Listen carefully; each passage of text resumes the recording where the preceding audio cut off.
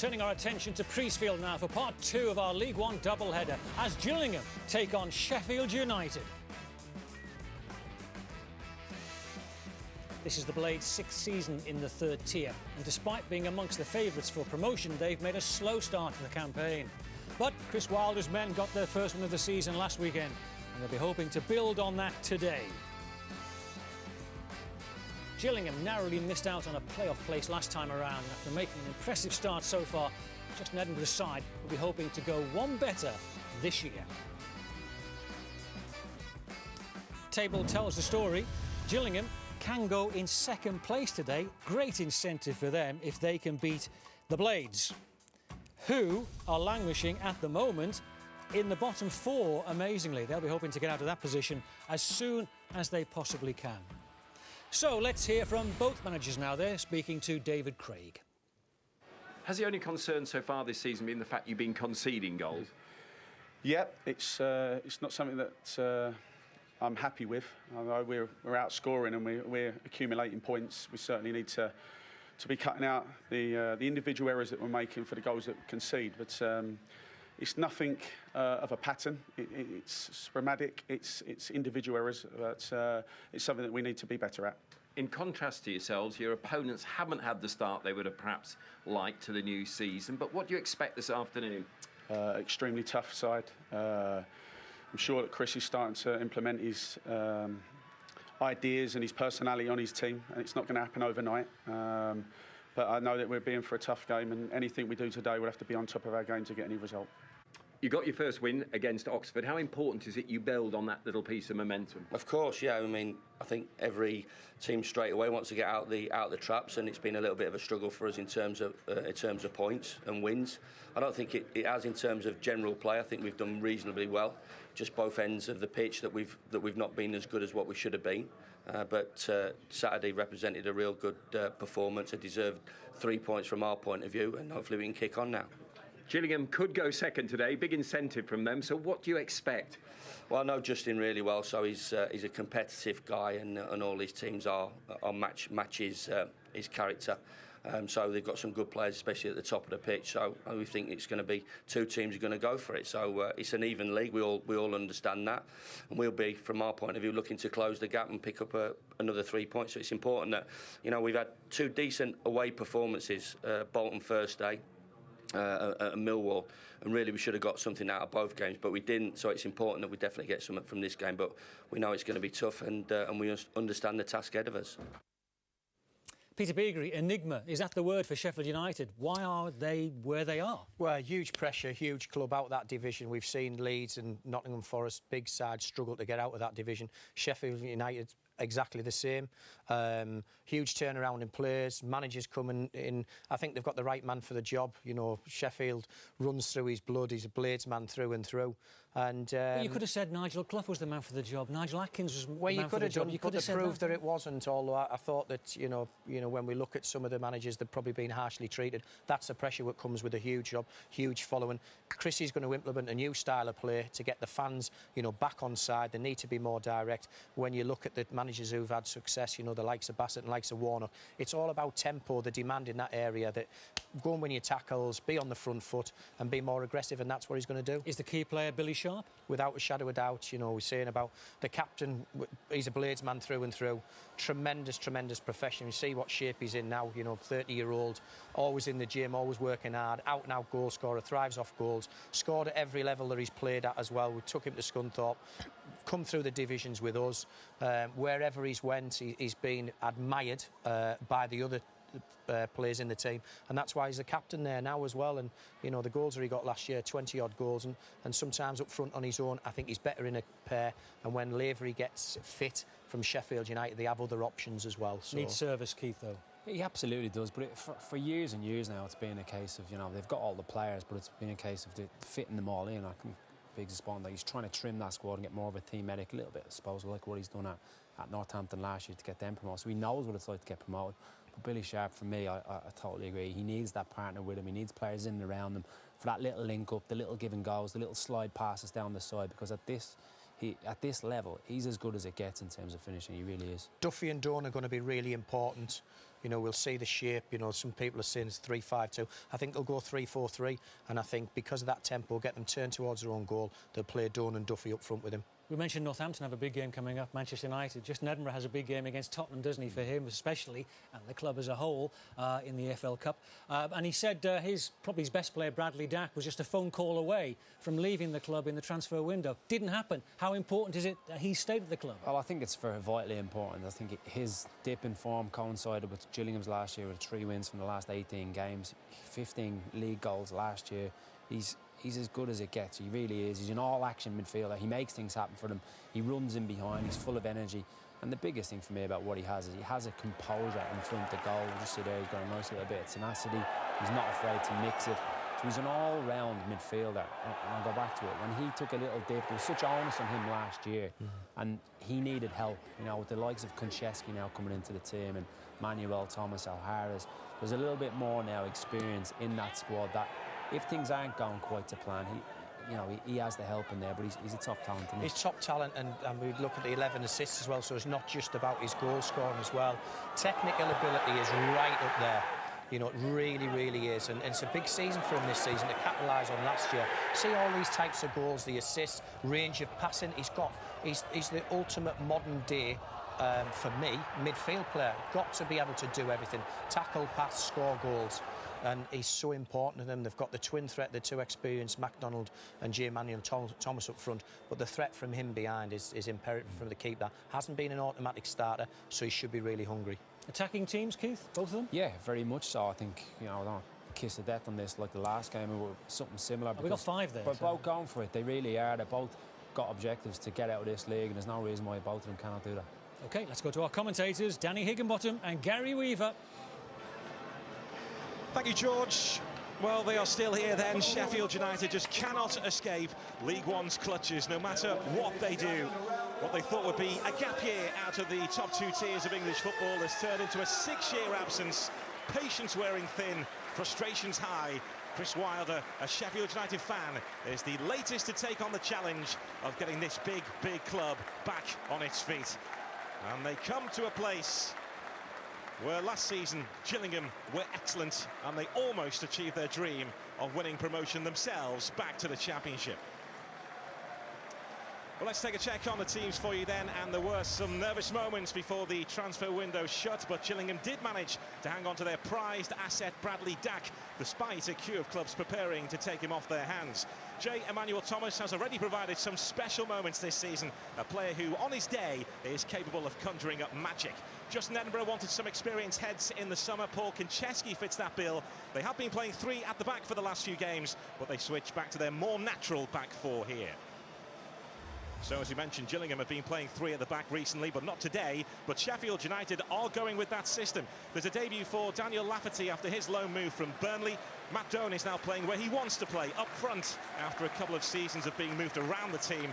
Mark Duffy knows the way out of this league, having played a big part in Burton Albion's promotion last season. Jamie O'Hara is still getting back to match fitness. He's on Gillingham's bench. New signing Ethan Ebanks-Landell waits for his Sheffield United debut. Caelan Lavery is not yet match fit.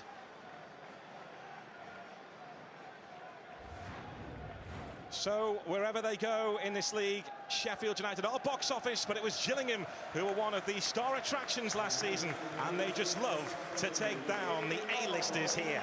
It's Gillingham against Sheffield United, and it's live next.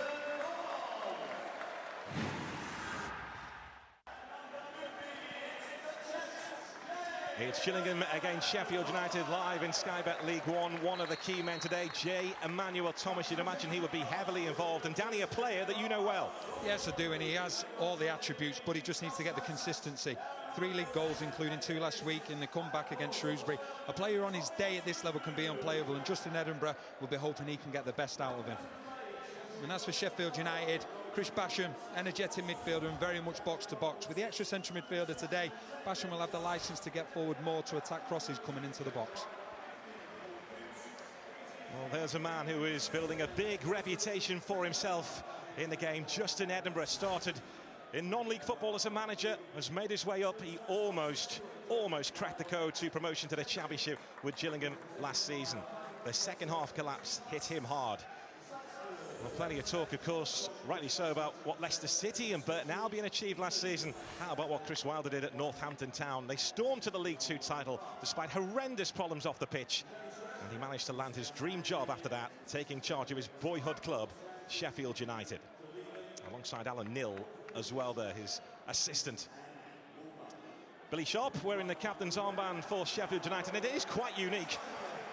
Chris Wilder, Sheffield man, Sheffield United fan, in charge of Sheffield United. Billy Sharp, Sheffield-born, Sheffield United fan, the captain of Sheffield United.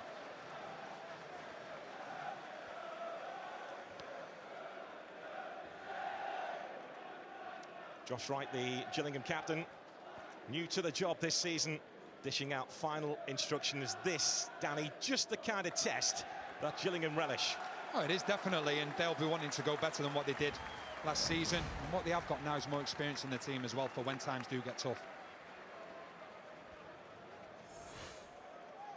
Well, Gillingham took this town on an incredible journey last season, playing with a swagger. Everything they wanted was there for them as the championship door opened, but they stumbled and fell, and with a heavy heart watched others celebrate.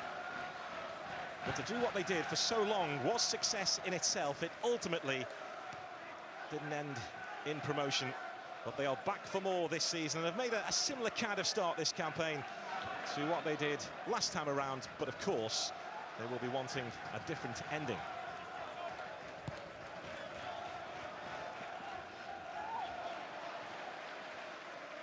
There's the talented Ryan Jackson. The big reason why Gillingham have been playing three at the back in recent weeks is because there has been no Ryan Jackson. His absence forcing Justin Edinburgh into a change in system. Yeah, definitely one of the first things that Justin Edinburgh said as soon as he got fit was that Jackson was going to come back into the team. He gives them that balance on the right-hand side, and he attacks very well as well, and that's so important for a club like Gillingham when they're getting down the sides of the pitch.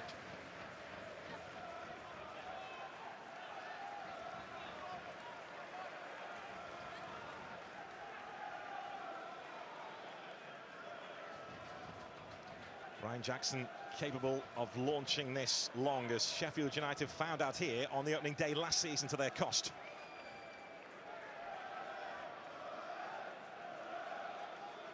Max Aimer is forward from the back, and he's trying to get in amongst it there. Aimer, who has looked towards the referee. It looked like a shirt was being pulled from here. Whether he was doing any pulling himself remains to be seen. Hot topic.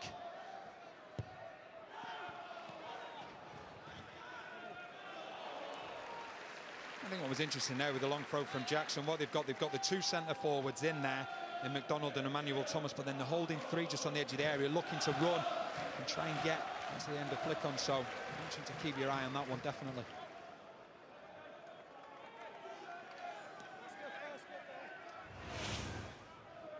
So we were talking about the long throw, and you can see the problems that it does cause. You see the holding of the shirt, but you're going to get a lot of situations like that, because that will happen time and time again, and there's going to be a lot of players in the box.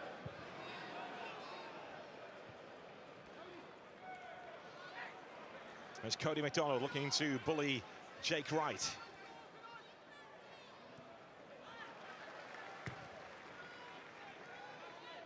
Sheffield United with this change in system, three at the back. Now Gillingham have been playing that in the last few games, so whether Chris Wilder thought about matching them up or not, obviously Gillingham going to a four here. What's your thinking about it, Danny? I think first and foremost, like you say, it could be to match up, but what Sheffield United have done, they've been conceding a lot of goals recently and a lot of probably individual errors, and I think if you've got three centre-backs and then the two wing-backs sit back at times, it becomes a back five, so it gives you that extra solidity at the back. Ryan Jackson on the launch pad again here. Aimer again is the target. Again, he has another look at the referee. This is Bradley Dack.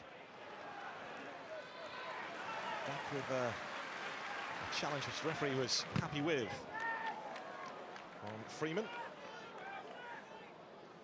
So important that Gillingham managed to hold on to that man, and the transfer window is now shut, so he can get his head down now and concentrate on playing for Gillingham for the next 4 months, and then it all starts again. Oh, he does, and I think quite rightly so he got all the attention, and I think, you know, if you take away the injury that he had, then there probably would have been even more difficult for Gillingham to keep hold of him. But what will be interesting will be the connection between him and J. Emmanuel Thomas, because J. Emmanuel Thomas, he likes to drift inside and he likes to drop back a little bit as well, and they don't want to take each other's space. Nicely done by Billy Knott, fired forward by Konchesky. McDonald giving chase to this. McDonald saw the gap, he's away. Cody McDonald, big save from Simon Moore. The door was opened, and Cody McDonald unable to cash in, but Sheffield United were ripped apart there, and Simon Moore bailed them out. It is a fantastic save from Moore, but it's a great bit of movement from McDonald. He just rolls right here and gets in behind him. You see the covering centre-half comes over, he can't get the tackle right. It's all down to Moore, and it is a fantastic save. Keeps himself big for as long as possible. But that tells you as well the problems. If you've not played a back three before and you're used to just having two centre-backs, you can lose your position, you can lose your shape, and at times you have three centre-backs marking one centre-forward in particular in that situation, and nobody actually ends up marking him, and it's something that can be difficult for centre-backs when you're used to a four and you go to that three.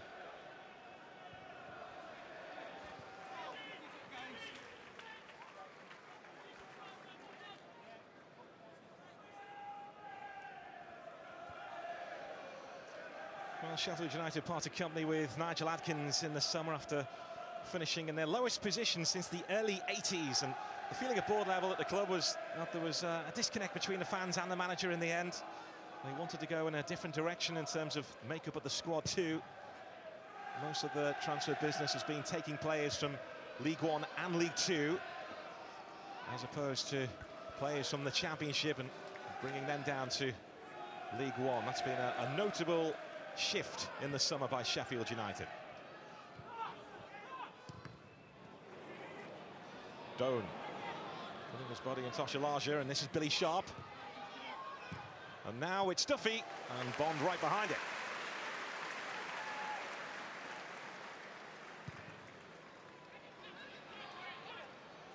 J. Emmanuel Thomas, great hold of play. Plenty of work to do here to try and get that from Bradley Dack. It's not just the skill of J. Emmanuel Thomas, it is that ability to hold the ball up. It's just Edinburgh has brought him in for. It's a late challenge. You see Aimer, he clears it quite comfortably. See Doan just comes in a little bit late. Referee's always going to give a foul for that one. I think quite rightly so. He's just having a quiet word with him. He's playing where he wants to play, up front, Matt Doan. And as that Gillingham back line, and Max Ames just found out he will not give defenders a moment's peace. Well, I think the thing is, as well, when you look at a player like Sharp as well, it'll bring the best out in him. Because what you're going to do, you're going to have a player like Doan, who is going to stretch the game. That will enable then Sharp maybe to pick up the ball and have that little bit more time on the ball, so to speak. Whereas at times, I think Sheffield United probably had two centre forwards that both want to drop deep, and all of a sudden the pitch becomes small.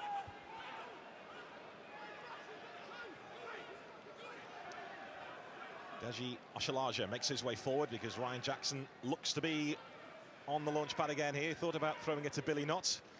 Now he throws it in towards Sheff Utd Lge again. Sheffield United have dealt with it well. Coots leading the breakout. Duffy just about keeps his balance. This now is Billy Sharp. And Sheffield United didn't quite make the most of that. I think the thing is, what we're seeing now is that Gillingham, when they're having that long throw, they are looking to cause problems, but what it's doing is leaving them open to the counter-attack as well. Play waved on, J. Emmanuel Thomas running at pace, and that normally means trouble, but again, the Sheffield United back line dealing with it. He chose the wrong decision. Konchesky had made a fantastic run from left-back, just tried to do too much, but we saw his strength there in his pace. He just chose the wrong option at the last minute and should have played it to Konchesky.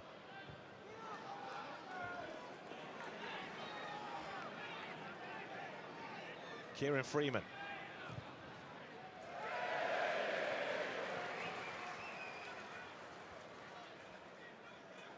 I think we talked a little bit about J. Emmanuel Thomas, but you see everything here, his speed, his strength, and the amount of players that are dragged over to him. And it's Billy Sharp that's tracking Konchesky back, and you can see he's got his hand up in the air. He would have found himself in a lot of space probably to get a shot off. And it was the wrong decision from Emmanuel Thomas, but you see how many players were drawn to J. Emmanuel Thomas, and that will give other players space. When he signed J. Emmanuel Thomas just in Edinburgh, he said he will at some point frustrate me and his teammates, but he's worth taking the punt. It was interesting as well. I spoke to Justin Edinburgh, and he said that when he signed him, he said to the chairman on the signing of him, it's either going to be, you know, an absolute masterstroke, or it could get him the sack. You know, he wasn't afraid to say that, but that's the type of player he is. He has everything. It's getting that consistency from him. And whoever does, you know, whatever manager gets that consistency out of him, you're going to have an absolutely fantastic player at this level.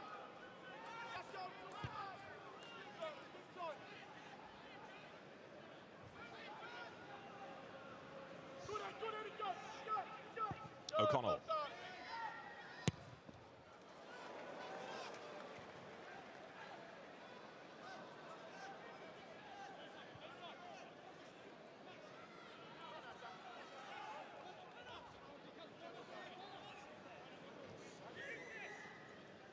There's Coots. Now O'Connell. And this is Wright. Right under Chris Wilder at Oxford United.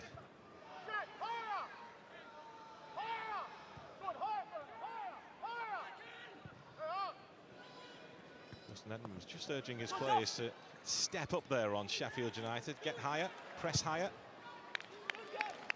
I think the problem is when you're going to be playing with three centre-backs like that, we've seen a couple of long balls played up to Sharp, and it's very difficult for him, you know, and the centre-halves are challenging him. So what needs to happen, whether it be O'Connell, Wright or Wilson, they've got to get beyond the two centre-forwards of Gillingham and take the ball out themselves and then try and link up play midfield. Otherwise, it becomes tough if you've got three defenders back behind the ball for Sheffield United, as they have, one of them not taking the risk or taking the opportunity to take it into that midfield area. McDone survives the handball appeals. Here's Basham. This is Wilson. Now Kieran Freeman.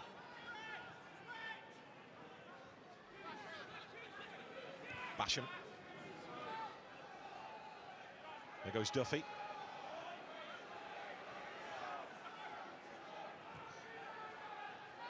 O'Connell's moved forward from the centre-half position on that far side, going to try and provide an option for Lafferty.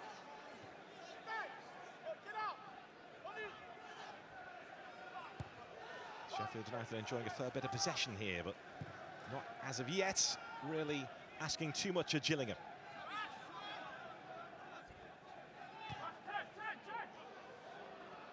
It's given away there by Wilson, and it has rolled through here to J. Emmanuel Thomas, who was surrounded, thought he was pulled back, and the referee agrees.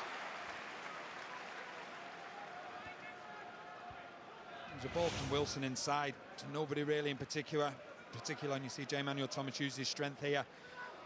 The referee tried to play the advantage, but there wasn't anything.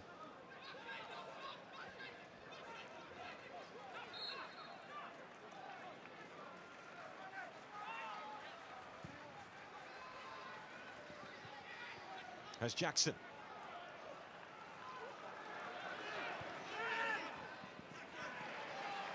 Really not helping out defensively. Now Basham. Doan did well to pick that up, but was crowded out. This is Josh Wright. Now Billy Knott, tackled and tackled well by Chris Basham. Just too much on that pass though from Basham to Duffy. This now is Dak. Kajeski spent the summer training with West Ham while he was looking for a club. And Justin Edinburgh did say what he feels cost them last season, when they're in such a commanding position at the top of League One, they were leaders even in late January, was a lack of experience in the second half of the campaign. Yeah, well, the thing is with Justin Edinburgh, he spoke glowingly of Kajeski since he's come in. You know, he said he's been absolutely outstanding, rubbing off on the youngsters, first in, last out, and he's been the ultimate professional. Junior O'Hara's also been brought in, but Bradley Dack has been brought down to earth. He will have felt that one.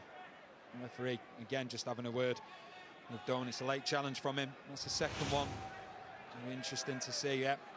And he's decided now, Aaron Handley, that that's his second one. He's getting a yellow card for his troubles. Well, the way he plays, Matt Doan, just play on the edge at times, as we've seen already. Likes to be a pest to defenders. That's an early booking to take for him.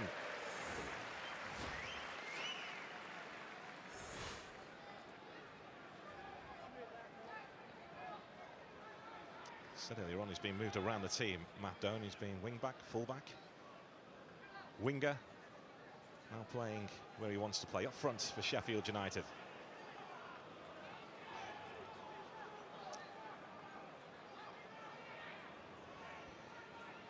"13 minutes in. A new ball required here.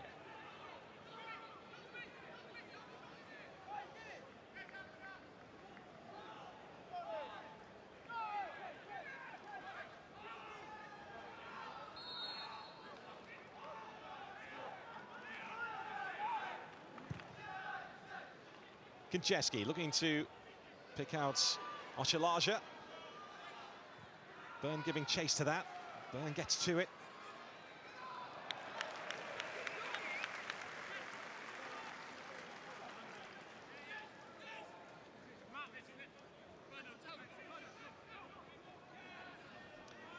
Well, this man's heart beats for Sheffield United. He is a Blades fan. He was a ball boy there, a player for 2 spells, and now he's got the top job. Even lived in the city of Sheffield when he was manager of Northampton. His friends are all Sheffield United fans too. He says if he gets this wrong, he'll have to emigrate. No, and the thing with him as well is that, like you said, he knows the football club, played for the football club. He knows the people of Sheffield as well and what they want from their football teams. And, you know, you look at the teams that Dave Bassett had, Neil Warnock, he wants the players to be like that, as in terms of all action, getting teams' faces. And it's been a difficult transition for him. You know, he's having to change the whole style of football, and that will take time. And that's why I think early on this season in particular, you've seen a lot of inconsistency from them.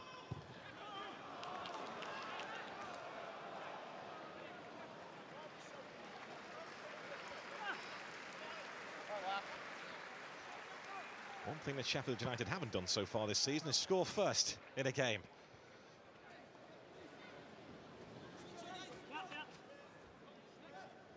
I think adding on to that as well, if you look at the goals they conceded, 8 goals, 7 of them have been conceded in the first half. So I'm sure he'll want to be strong first and foremost at the back. So obviously another reason why he would play with 3 at the back and then build from that.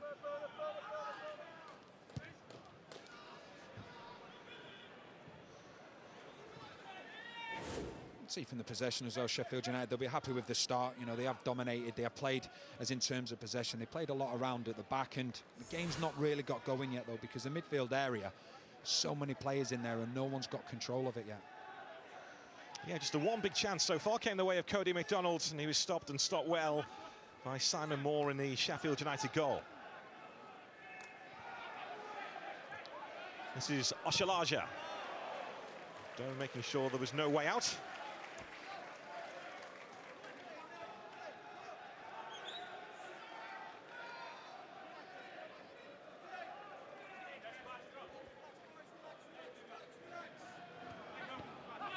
There's Basham. Fired forward by Wright.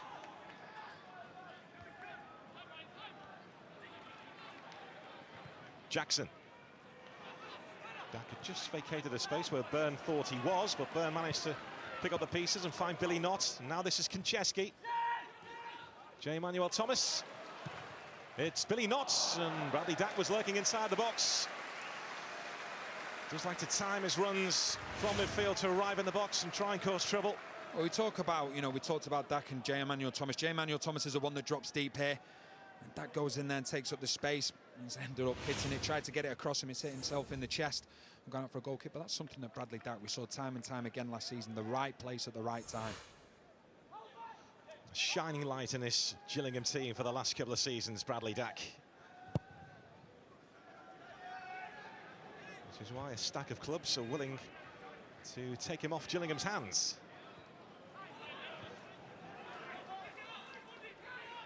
Bond having to take evasive action here.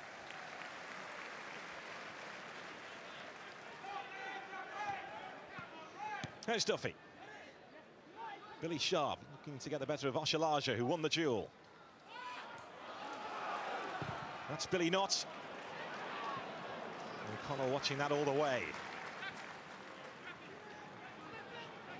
And Jack O'Connell invited forward. This is Mark Duffy.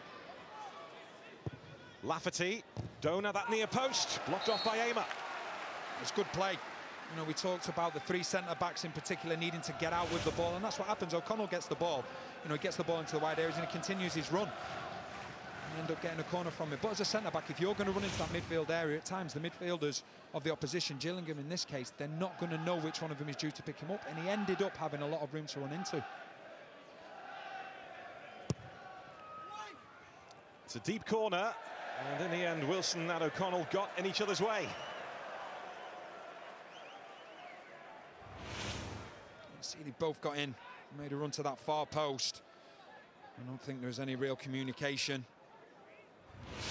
Straight away looking at each other, neither of them were talking.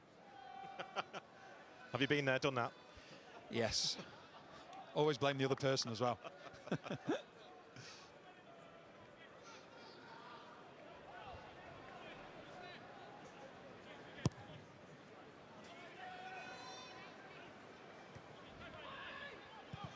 This is right. Paul Konchesky will catch up with this. This is Billy Knott. Had a really good first season with Bradford City. Didn't quite happen for him after that. He was mainly playing a little bit deeper. And that sitting midfield role, Billy Knott prefers to venture forward.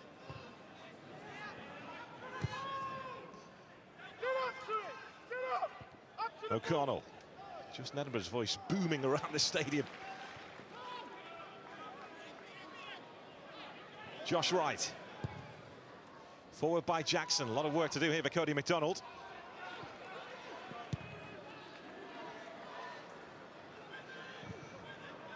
Billy Sharp never gives up lost causes and was putting the squeeze there on Paul Konchesky.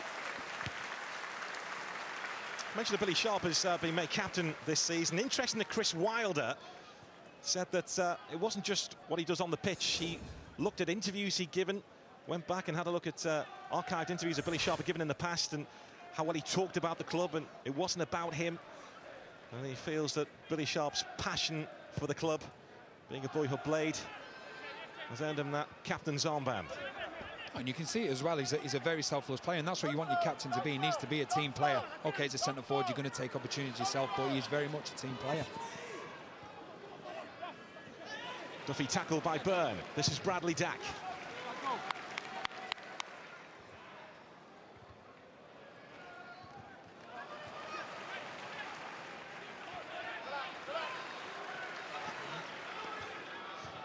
Right.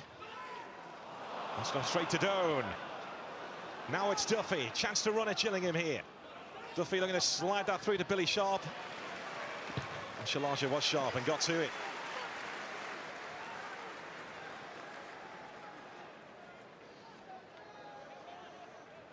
Duffy playing in a more central role here. Jimmy Floyd Hasselbank did like to use him in a number 10 position at Burton Albion. A player capable of opening doors.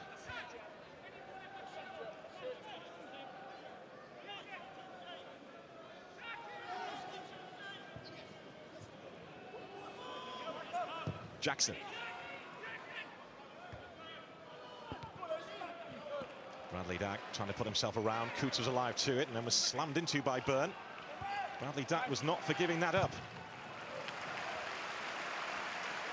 A few old-fashioned full-blooded challenges out there, Danny. Well, I think there is the opportunity to do that a lot at the moment because, you know, we talked about it before, how many players there is in midfield. So, you know, you're having one touch and then there's someone straight onto you, and it's not really got going into a rhythm yet. I think both centre forwards for both the teams, because you've got so many midfielders in there, they find themselves a little bit isolated and having to feed off scraps, so to speak, at the moment. The longer balls, and it's been very tough for any of the centre forwards to get hold of the ball.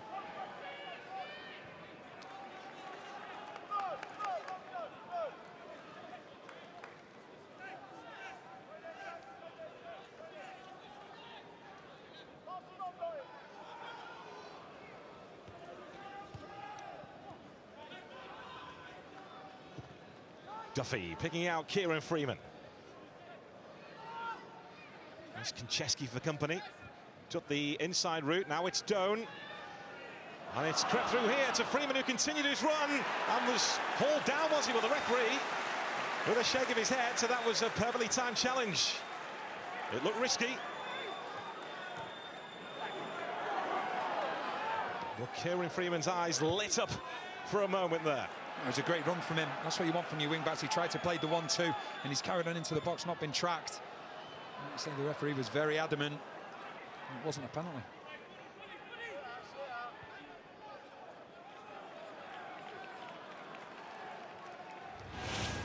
Just having another look at it now. He finds himself in a little bit of space. I think, you know, when you do see it again here in this situation, it's that second challenge. Not the initial first challenge from Sheff Utd Lge, but the second one. I think that could have been a penalty. There wasn't a lot of protest from Sheffield United, including Freeman, but the referee, he was adamant that it wasn't a penalty, but I thought there was a little bit of contact there, definitely.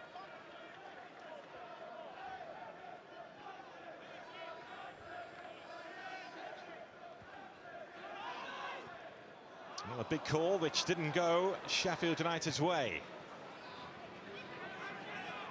Doan making life awkward for Aimer. Doan delivering the cross off the head of Sheff Utd Lge. Dealt with by Konchesky.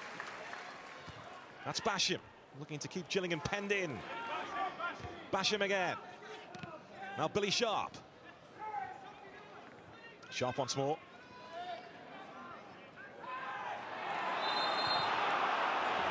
Well, this time Sheffield United do get the decision, much to the bemusement of Deji Sheff Utd Lge. It's good play from Sharp. Not initially, it's good play from Freeman. He's started to get more into it as the game's got going as well. And this time, like you said, the referee's given a foul against Sheff Utd Lge. Yeah, does provide an attacking threat, Kieran Freeman.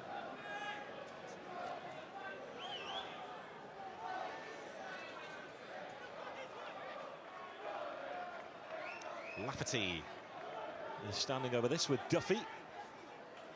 Chris Basham lurking. They're just trying to work out who is marking Chris Basham. Sheff Utd Lge's got the job now. Goes in low to Billy Sharp. And Gillingham eventually deal with it. Off the head of Knott. This is Cody McDonald, who's had the best chance of the game so far. Now Byrne picks up the baton. Not for long, though. Dealt with by Jake Wright. Coots. Now it's Duffy. Might fancy this. Mark Duffy did fancy it. Repelled by Bond, kept alive by Freeman. It's a good spell for Sheffield United.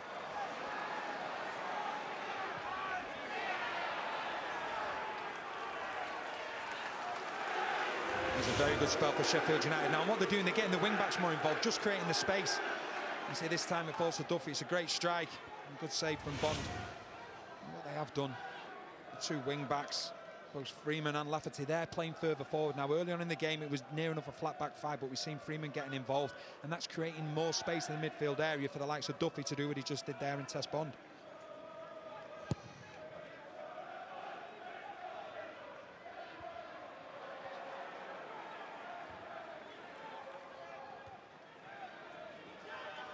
There's Coots. Gillingham just trying to get a foothold back in this game. Konchesky. Talking of foothold.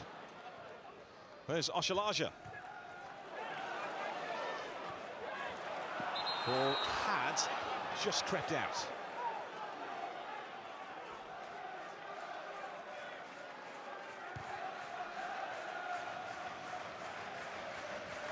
Well, Chris Wilder will be pleased so far because Sheffield United are flexing their muscle here. See the attempts that Sheffield United have had. And I think what's happening now, because you know Gillingham, they're playing quite a narrow diamond, so you've got Byrne on the right of it and not on the left. The wing-backs for Sheffield United, they are actually free and they can get out down the sides. That's where the space is for Sheffield United when they're going forward, because the two centre-backs in particular, you know, they're being looked after by Sharp and Doan, so that means there is a space down the sides for the wing-backs to get into. Billy Knott in a scrap with Chris Basham.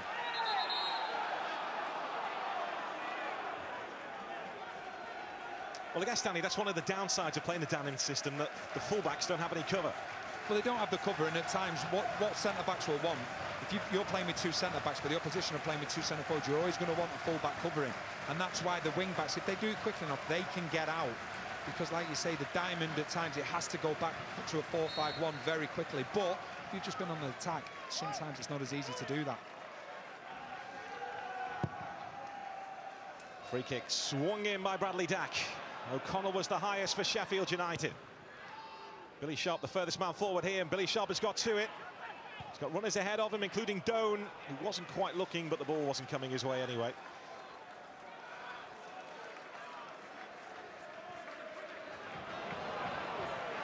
This now is Duffy. Gillingham causing their own problems. It's Billy Sharp, Aimer with the block, and dealt with by Konchesky. But you just feel a Sheffield United goal could be on the way here. Yeah, they're getting stronger and stronger. It's a fantastic block from Aimer. I think Bond had actually gone the other way, and if it had gone through, I don't know whether he was going to be able to stop it, but Sheffield United very much in the ascendancy now. They have the momentum. Basham. This is Billy Sharp. Chris Basham.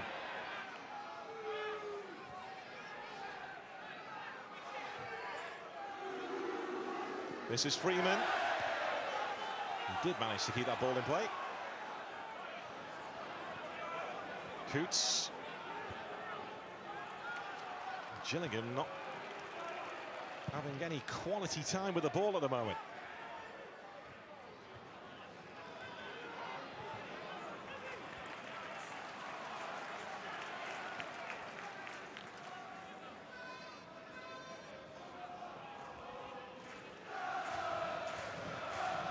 It was a difficult blow to take the way it finished last season for Gillingham, and just Nedderburgh knew it would be hard to lift their spirits at the start of the season because of the way they fell away. Spent the summer doing a little bit of soul searching, didn't quite realise how hard it had hit the players though until pre-season began again. They've made a more than decent start to the campaign, but in this game they've been on the back foot for a good 15 minutes. Sheffield United looking to try and capitalise on their dominance.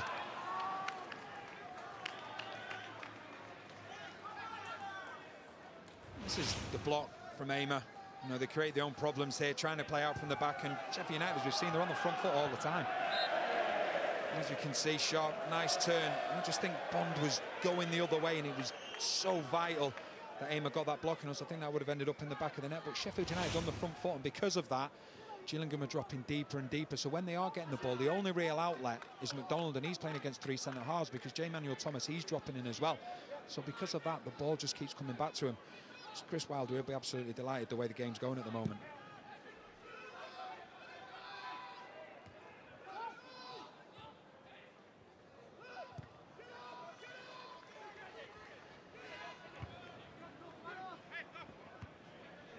That's Duffy.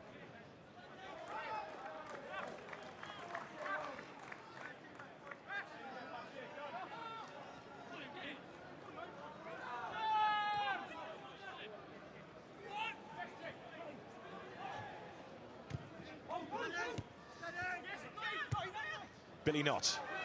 There's Bradley Dack. Moved inside here for Cody McDonald, who was taken out just on the edge of the penalty area. Daniel Lafferty, the man who came across. And there will be some punishment for the debutant here in the form of a yellow card. It's great play once again, this time from Dack, getting beyond the two centre forwards. Space has been vacated, McDonald goes into it. You can see blatant obstruction there. He was going to get the better of him. Lafferty just does what he thinks is enough to stop a goal-scoring opportunity, but it led to a free kick now. And we saw last season as well with Dack, amongst his many goals, his free kicks absolutely fantastic. J. Manuel Thomas as well over the ball. Well, who's going to win this vote? Simon Moore already called into action to keep out Cody McDonald. McDonald's moved away. Bradley Dack square onto the ball, having another look. Simon Moore offering the right-hand side of his goal here.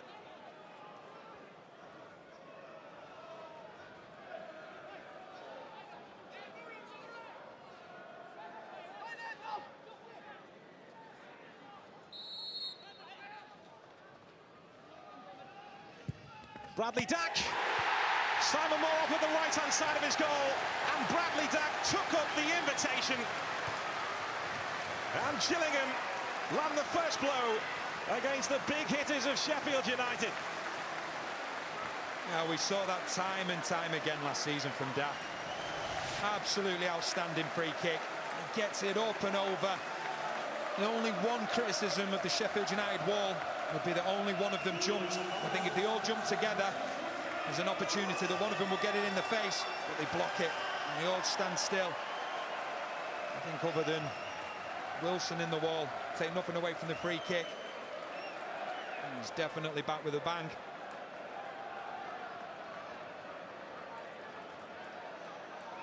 Well, he saw the gap, he went for it, he found it. And despite being up against it for a large chunk of this first half, Gillingham are in front against Sheffield United.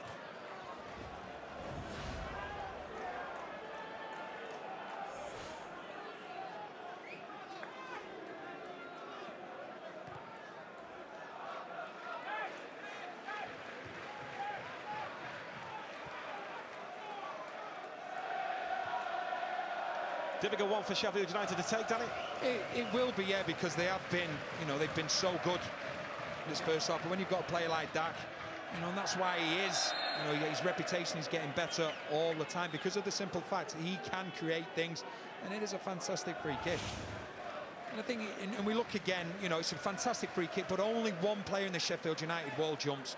I think if they all jump, okay, you're going to get a sore head, but I think that doesn't go into the back of the net. And for me, that's something, listen, you don't take anything away from the free kick, but in that situation when a player is that distance out and it's Dak, obviously he's going to try and get it up and down, and only one of the players jumped. And I think from Chris Wilder's point of view, he'd be a little bit disappointed when he sees that again. Yeah, it was James Wilson who jumped. Chris Basham and Jack O'Connell either side of him didn't.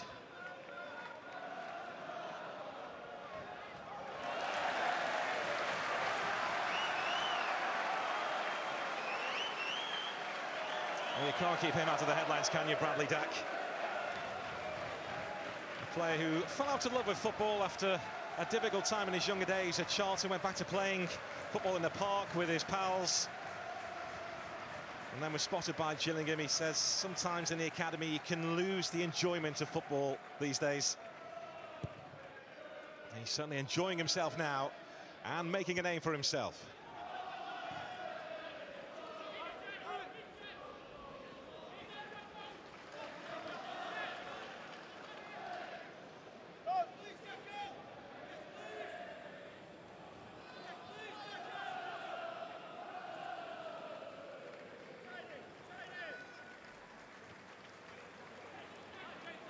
There's J. Emmanuel Thomas, who scored a beauty from distance against Shrewsbury last week. Konchesky.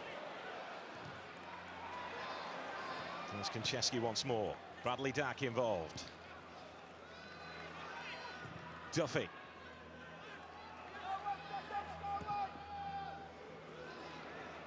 Doan looking to put the squeeze on Lge.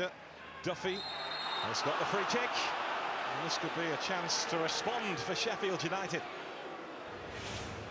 So they're both going for the ball, and you know, Duffy has got there first.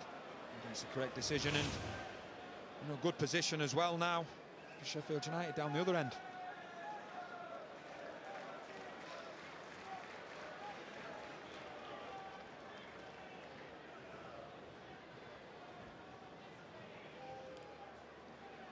Jonathan Bond on loan from Reading has already been called into action once so far here.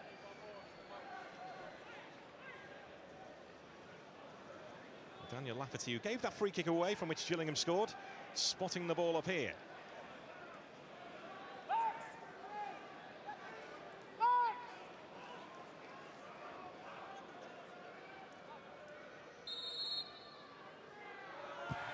Lafferty just trying to find the left-hand side of Bond's goal here, and that's where the gap was.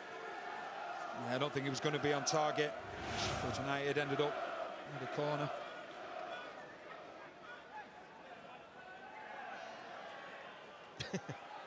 That's better.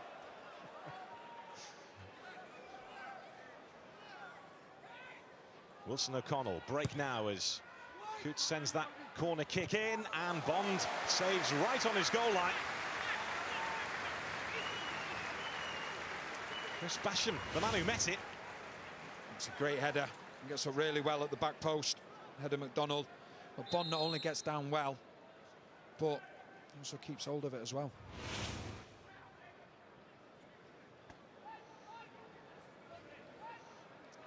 Cody McDonald looks like he needs a little bit of treatment, which is why the game has just been stopped.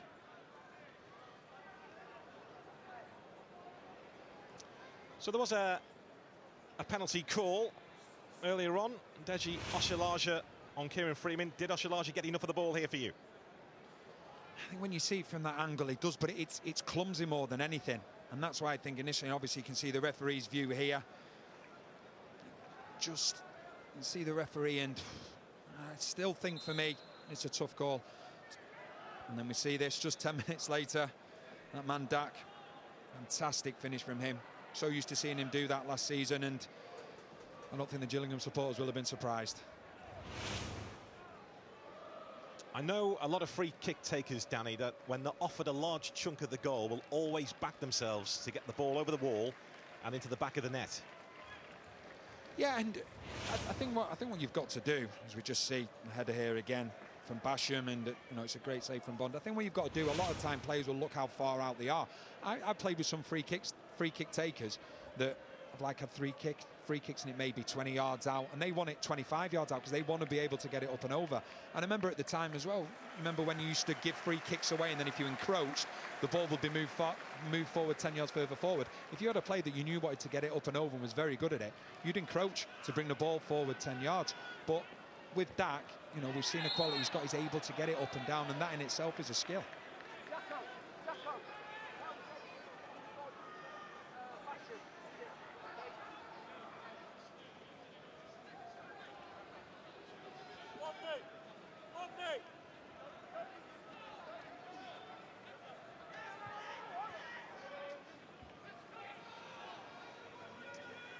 Cody McDonald has been attended to. He's back on the pitch as we head into the final 5 minutes of the first half.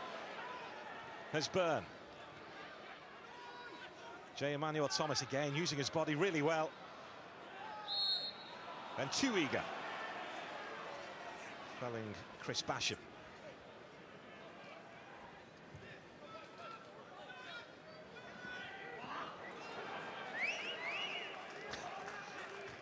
Billy Knott almost had to pay to get back in there after a nice swivel of the hips from Kieran Freeman. That's Doan.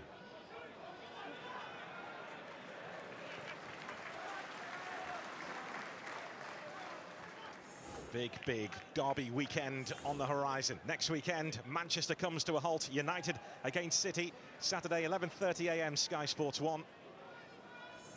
Same in Glasgow. Celtic against Rangers. 11:30 a.m. Sky Sports 2 next Saturday.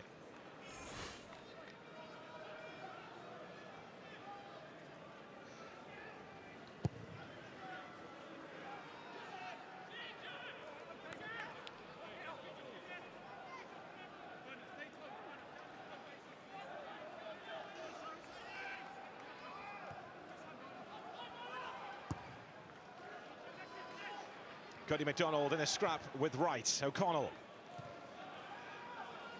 There's Freeman. Doan, nicely done by Doan under pressure there from Lge, and the referee was just waiting to see how that panned out. I think Duffy may have been caught as well. This is Coots. Lafferty. O'Connell again had ventured forward. There's a centre-half who can play full-back, so he's no stranger to getting forward. There's Jack O'Connell. I think it's something that it's been very, very positive for Sheffield United. Like I say, in the early stage of the game, it was a flat back five at times. But what they've done now, you know, not just Lafferty and Freeman getting forward, one of the three centre-backs as well as taking the opportunity to go forward. And at times, if you're on midfield playing against that, and you're not used to seeing a centre-back come out, you don't know who's supposed to take him. And I think that's what's got Sheffield United on the front foot, getting the wing-backs further forward, and also one of the centre-backs prepared to take the ball out. Yeah, his player's always been comfortable bringing the ball out from the back. Jack O'Connell, who didn't sign for a professional club until the age of 17. He was playing non-league football in the Liverpool area. Jack O'Connell.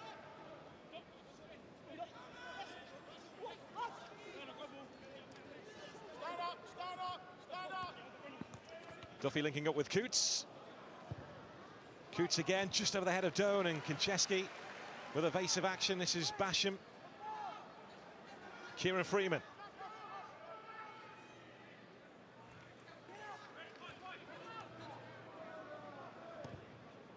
Duffy, clever ball to Doan.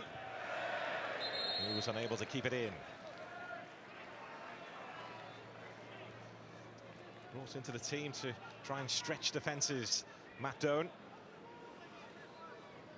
I think we've seen from Sheffield United as well, one of the things during this season, okay, they've conceded a lot of goals as in terms of individual errors, but one of the things as well, you know, that Chris Wilder's probably been disappointed with has been that final ball. And I think we've seen for Sheffield United, they've had some great possession, got into some great areas, but just that final ball, whether it be the cross, whether it be the shot, it's just not been enough to test Bond, you know, anywhere near enough. Basham and J. Emmanuel Thomas were getting to know each other then. Bradley Dack intervening. This is Byrne on the charge for Gillingham. Looking for the goal scorer, Bradley Dack. O'Connell snapping into the challenge.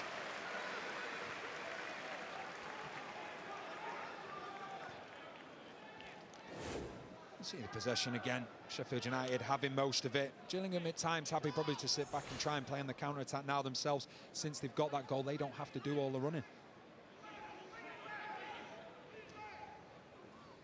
Ryan Jackson. O'Connell up the highest again. Comes back to Jackson. This is Byrne. Ryan Jackson delivering the cross, but no one there in a blue shirt. And Kieran Freeman slams the ball forward. Doan will try and put the pressure on Konchesky. Player who, at his age, will not panic. Capped at international level by England. Europa League runner-up, great experience that Justin Edinburgh's brought to the club here. Jamie O'Hara also part of the Gillingham setup now, and on the bench. Into 2 additional minutes. There's Byrne. Jackson has pulled it back into a decent area, but J. Emmanuel Thomas couldn't reach it. Jake Wright did. Now it's Billy Sharp. Sharp in a battle with Aymer. And ball is the decision.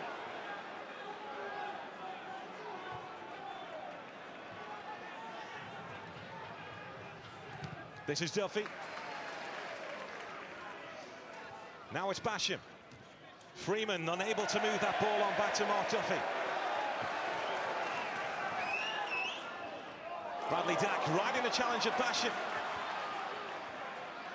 Emmanuel Thomas pointing to where he wants it, and that's where he gets it.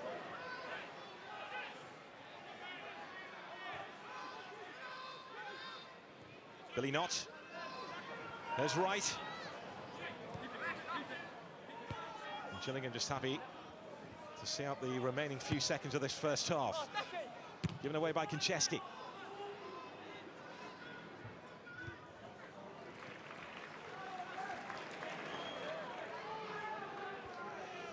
Normally, in games this season, Gillingham have fallen behind and then had to really fight back to take the points.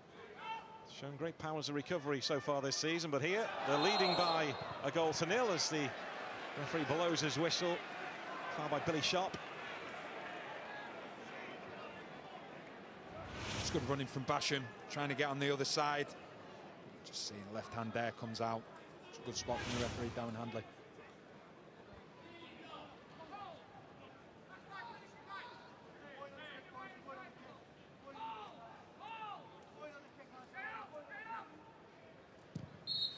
Well, for a while, Gillingham were up against it here, but then Bradley Dack, the jewel in the crown, stepped up and delivered a free kick, finding a way over the Sheffield United wall and past Simon Moore into the back of the net, and that's the difference at the break here. Half-time analysis on the way with Peter Beagrie, Keith Andrews and George Gavin.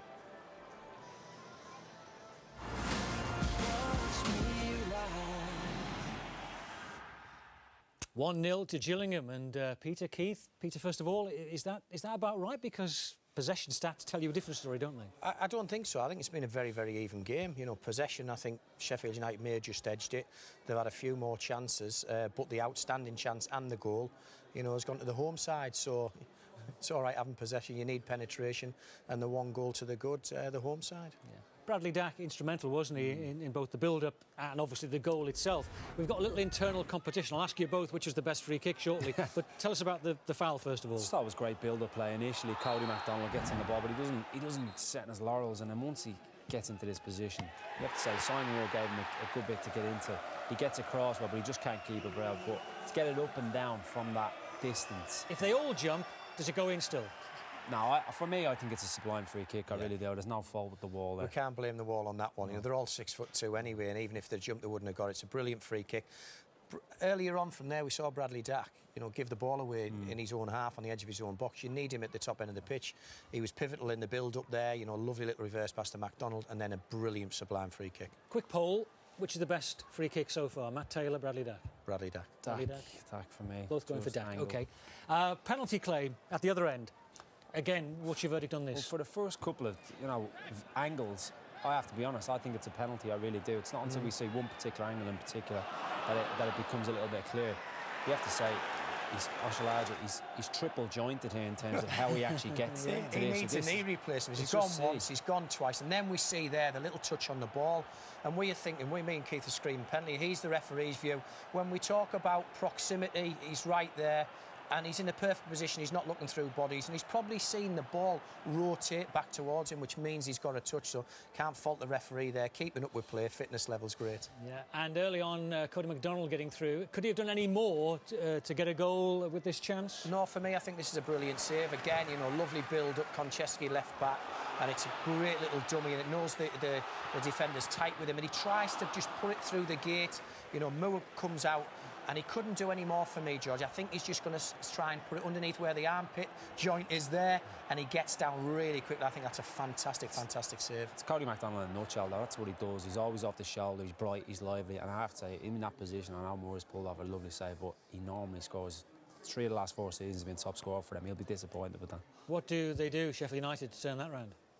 I think they've been slightly the better team. I think they've just shaded it. They've played better football in that. It's just been that cutting edge. You see the one that Downey couldn't quite get in. They haven't really got quality service in and around the box to Sharp, to Downey. You know, but in terms of general play, I think they've been quite good. They just need to up it that little bit in the quality areas. And what will Justin Edinburgh be saying? More of the same. Try to be a little bit more proactive and close the ball down a little bit quicker and play a little bit wider, because that diamond's narrow and the wing-backs have been getting in. OK, time for another break, and Sheffield United and Gillingham have both failed to keep a clean sheet so far this season. Sheffield United are keeping up their record, but Gillingham have got a goal, and it gets them ahead at half-time at Priestfield.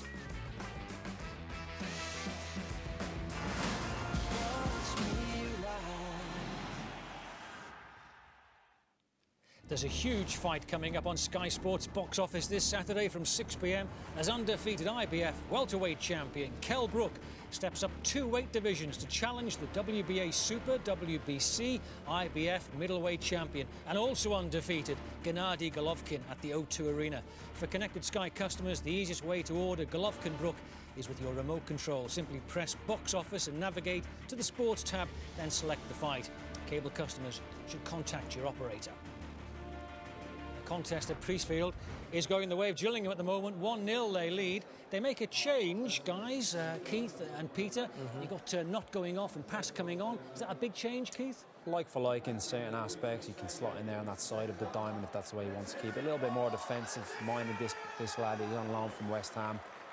Good prospect. It's a little bit more pace as well, isn't there? Not the most, not the most mobile. And because Freeman's been getting in that wide position in the narrow diamond, he'll be able to look after that a little bit more. And quickly, Peter, what do you want Sheffield United to do in well, the second half? I'd like them to go 4-4-2 and put Clark on up front as a partner with Sharp, and maybe he's put Hussey on as a more attacking left back with a great delivery. They need to retain that width, like I said before, because the wing backs have been getting in. So 2 wide men for me is the ideal option. OK, second half coming up live in a few seconds' time.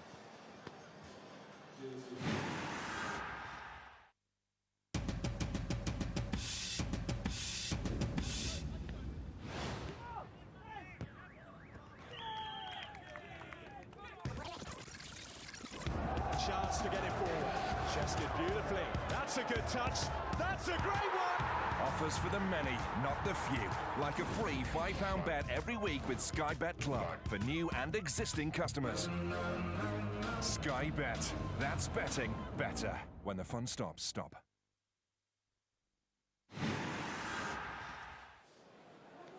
So Gillingham have the lead. Changes being made. Let's go back to our commentators for more information. Danny Higginbottom and Gary Weaver.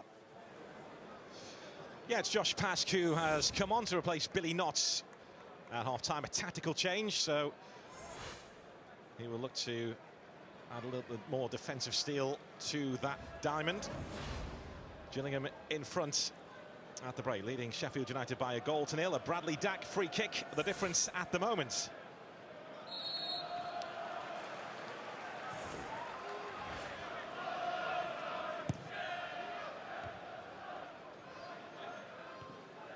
Here is Pask. Just looking at his starting position. He's starting a little bit deeper than we expected. Pask. That was Utd Lge with the challenge, which the referee is about to punish him for here. Yes, he's just overplayed the ball very late on Duffy. I think just looking at Gillingham, looks as though that they've gone to a back three now as well themselves. Whether that's to match Sheffield United up now, they've got that 1-goal lead, and to protect the wide areas, because that's where Sheffield United had a lot of joy in the first half. So it'll be interesting to see how this unfolds. Yeah, they have been playing a back three in the last few games, Gillingham. Josh Pask, a big part of that back three, so looks like they've changed system here. This is Duffy. Freeman. Now Mark Duffy again.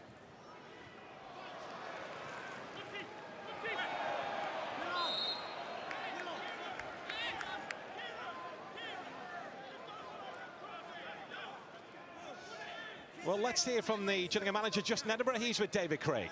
Justin, what are your thoughts on the first 45, and can you give us an insight into what you've said to the players at half-time?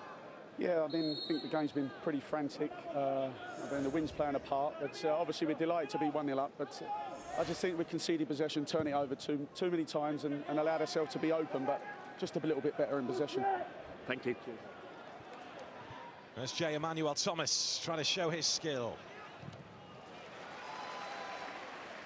So frantic is the description so far by Justin Edinburgh. No, rightly so, and I think it has been in that midfield area because there's so many players in there. You know, it's been very, very scrappy at times, and no one's been able to dominate it as in terms of getting hold on the ball and dictating play. And I think, like I said, you know, I think with Gillingham looking like they've gone to wing-backs now, I think what it means now that Gillingham's wing-backs, they can go man for man near enough on Sheffield United's wing-backs, because I think in particular Freeman in the first half, he was having a lot of joy getting down this right-hand side and finding himself free, and that was making Gillingham then get out of shape themselves. It's a system as well which really suits Ryan Jackson, the right wing back as he is now for Gillingham.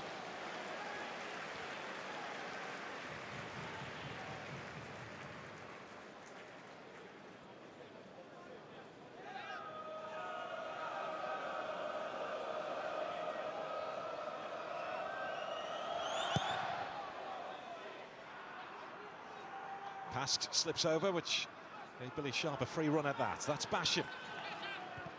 Had that chance with a header in the first half, Chris Basham.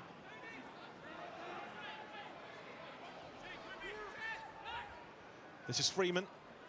Duffy. Freeman picks up again. Chris Wilder, a big fan of Kieran Freeman, and has shown his faith in him since he walked through the door at Bramall Lane.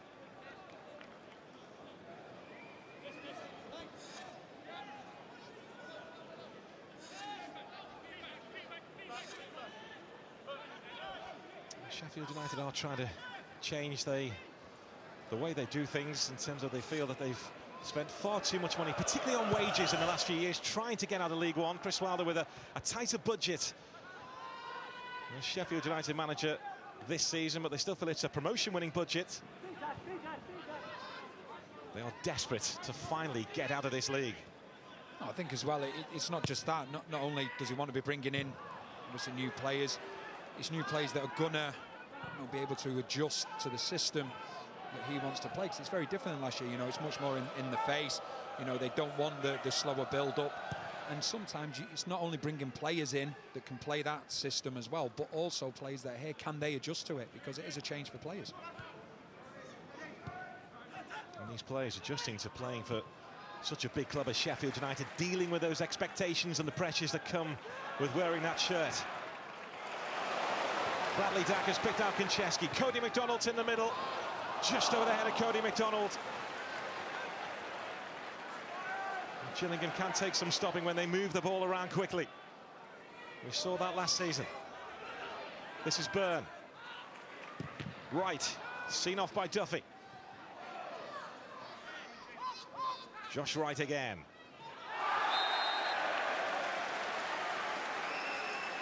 Lafferty once more punished. It's good play. See Lafferty there just bringing down Byrne. That all started from the left-hand side, from Konchesky getting down as a wing-back, and that's what we talked about, getting more width going down the sides. And what they're doing, they're driving Freeman and Lafferty, the two wing-backs for Sheffield United. They're driving the back and getting them on the back foot.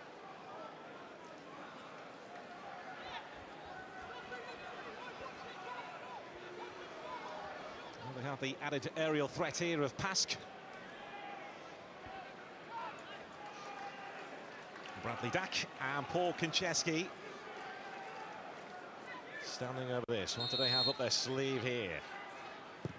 It's Konchesky. Looked like he was trying to catch the keeper out.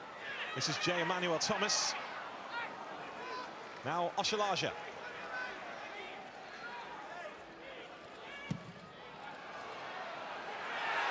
Sheff Utd Lge getting back to his feet. Not for moving there, was he? There's Sheff Utd Lge. Well, now the two was Chris Basham.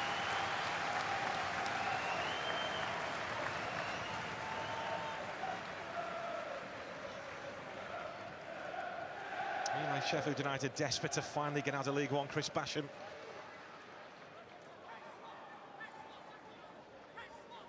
Gillingham with the first corner of this game. Good score with a clever corner routine on the opening weekend against Southend United, which was turned home by J. Emmanuel Thomas.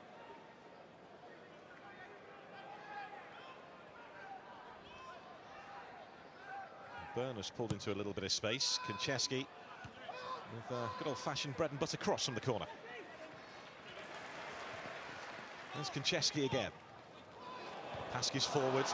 Jake Wright rising the highest there. There's Duffy.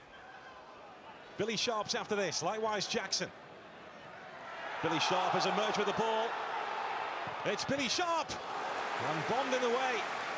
Gillingham continue their protests, but Sheffield United will have a corner. It's a good save from Bond, but it's brilliant from Sharp. I think they're appealing, saying he's handled the ball, but he goes down, but he gets up brilliantly. Fantastic forward play.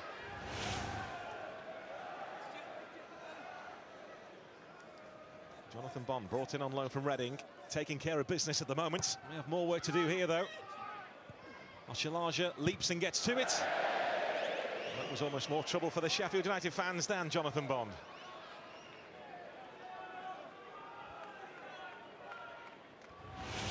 Sharp again, fantastic run down the channels, going down the sides, going down the outside of the centre-backs. Does really well to get up, get away as well. It's a good strike as well. It's always going to be tough, though, for Sharp in that situation. He made it all on himself. Ended up being a good save from Bond. Sheffield United through and through. Billy Sharp, his third spell at the club, used to watch games from the Kop. His dad used to hitchhike to away games. Sheffield United is in the blood. O'Connell venturing forward again.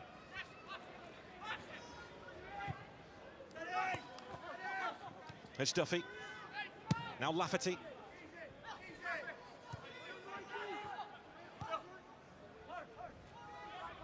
Coots. Basham moving forward ahead of Coots, who tried to pick out his midfield partner, who's putting a little bit of pressure on Sheff Utd Lge.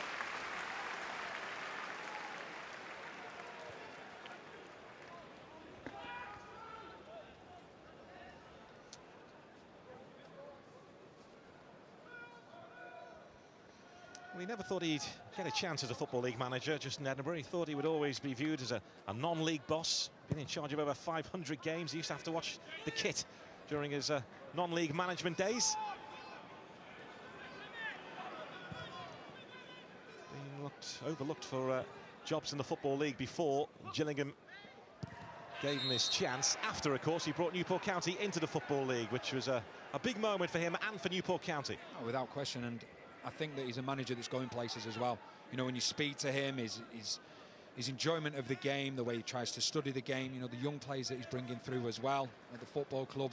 You know, I think he's a manager. You know, he's been very successful so far at Gillingham. And you know, like I say, I think in time to come, he's going to be a very good manager. Basham eventually got to it. And it's Billy Sharp who was in the middle of all that, but couldn't direct his header on target. He's got in between the two Gillingham players, and he's just tried to direct his header. So he just comes off the side of his head and he's not able to get the precision he wanted to get, and he's just looking for that far right-hand corner. He gets into that space really well.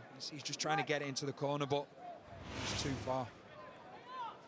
Well, that's exactly where Billy Sharp wants to be, dead centre of goal. Able to come up with the goods that time.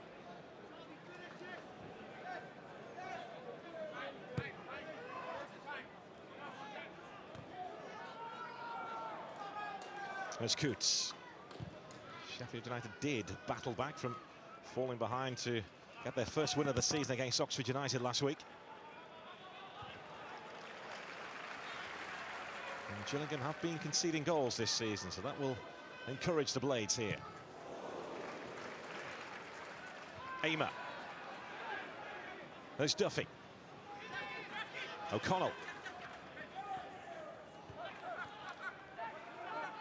O'Connell again has ventured forward. Duffy has found Billy Sharp.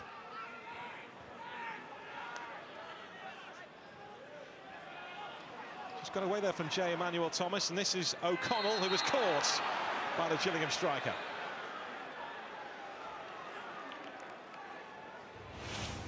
Good play from Sheffield United, winning the ball back in their own half and getting the free kick.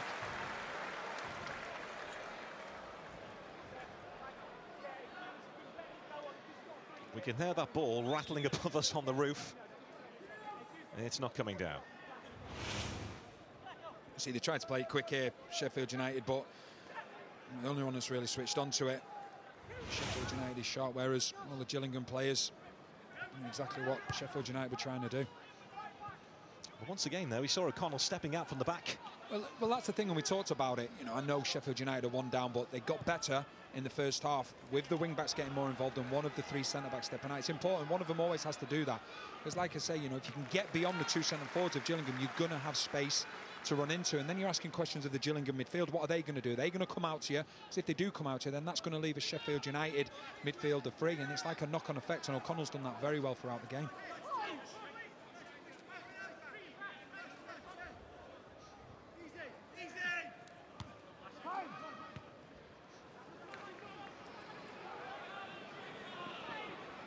Jackson.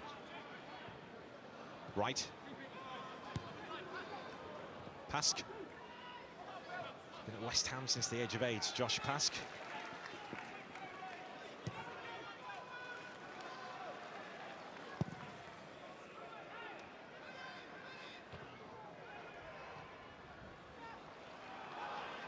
Coots. There's Billy Sharp. Now Duffy. It's Duffy. Again, Gillingham slamming the door shut. This time it was right with the block.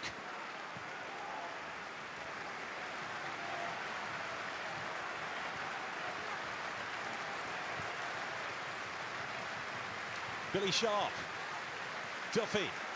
On this now is Chris Basham. And Jonathan Bond gathers. Sheffield United fans applauding here in the 58th minute, paying tribute to Peter Anderson, a former steward at Bramall Lane who died suddenly last Friday. I know his family are watching on, and our condolences go to his family. And Gillingham fans also applauding in memory of Peter Anderson.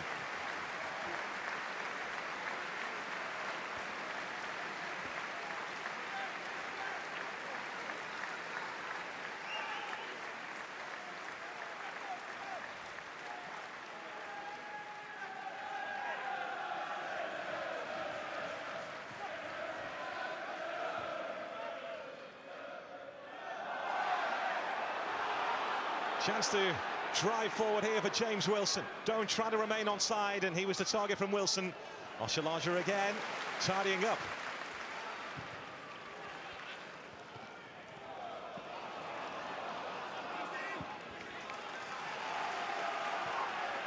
There's Byrne.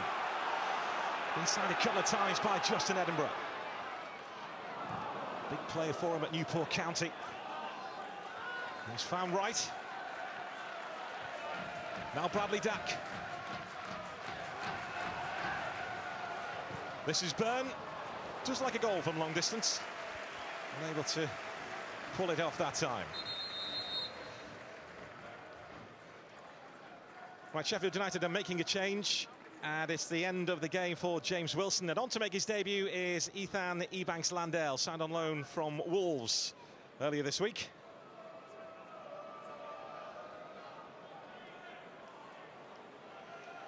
Was sent off a couple of days ago in the Checkatrade Trophy against Chesterfield, playing for Wolves under 23s, Ethan Ebanks-Landale. So we thought that was going to put his move to Bramall Lane in jeopardy. But the suspension doesn't count in first-team games, so he was free to move and make his debut here.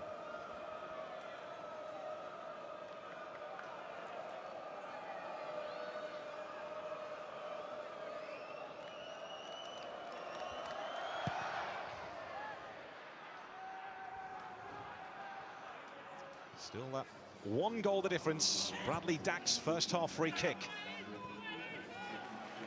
Doan running into the considerable frame of Max Ehmer.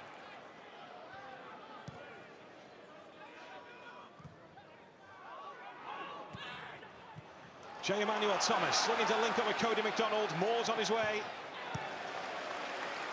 Positive goalkeeping from the Sheffield United stopper. Built a good reputation for himself at Brentford, Simon Moore, but hasn't played that much recently for Cardiff City. This is Byrne. Well, he was close at that time. Now it's Bradley Dack, who has been caught offside.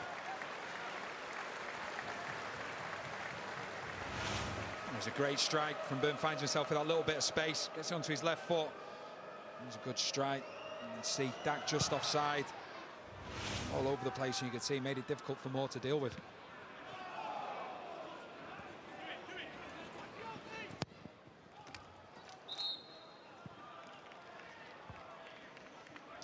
Leon Clark could be called into action shortly. There's confirmation. He's stripped off and ready to go.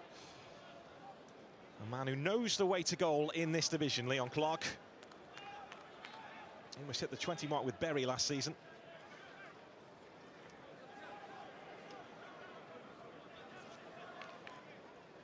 We're hearing that he could be replacing Billy Sharp.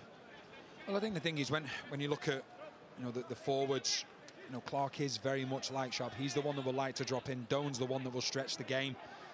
Look to get behind the opposition. And with Clark as well, he's been struggling with a bit of an injury, and I think he put himself forward to be on the bench in the recent games. So they'll be hoping that he can get fit and stay fit for as long as possible, because there's no doubt about it.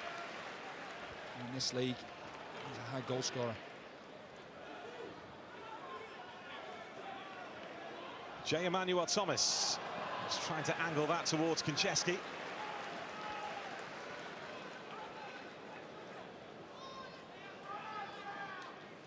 And J. Emmanuel Thomas, they do have a big character in this team, as well as when he's on top of his game, a really skillful player who's capable of anything.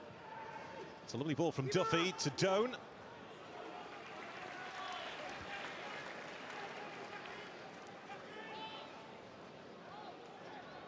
I think the problem that they're having Sheffield United at the moment, we've just seen the situation there. Doan, he's always the willing runner to get in beyond, but a lot of the Sheffield United players, they're more happier coming to the ball in terms of running the other way, so at times Doan can find himself isolated.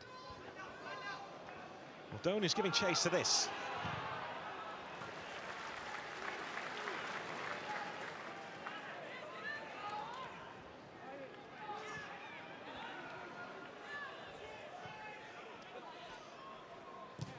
That's Lafferty.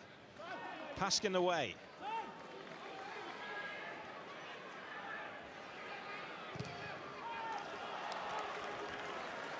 Well, there's still some discussion over on the far side as to who Sheffield United are going to bring off, we're hearing. As Lafferty gets that cross in, flicks off the head of Doan, and it's forced goalwards and forced in. Come on! Kieran Freeman, right place, right time for Sheffield United. Gillingham undone, and Sheffield United responding and levelling here. It's brilliant play by the two centre forwards, Doan and then Sharp, to get the ball back across. And we talked about Freeman playing right wing back, getting more involved and getting forward. He's found himself in the box in the right place at the right time and gets there ahead of Konchesky. And you've got to say it's a deserved equaliser as well. We see the link-up play between the two centre forwards, and then Freeman getting more and more forward. And he'll be delighted with that. And you've got to say Sheffield United deserve it, and Freeman as well, because of the endeavour that he's had, and he's been getting more and more further forward as the game's gone on as well. Yeah, we mentioned it earlier on, a player that Chris Wilder has shown good faith in since he took charge here. And Sheffield United will feel that they deserve that.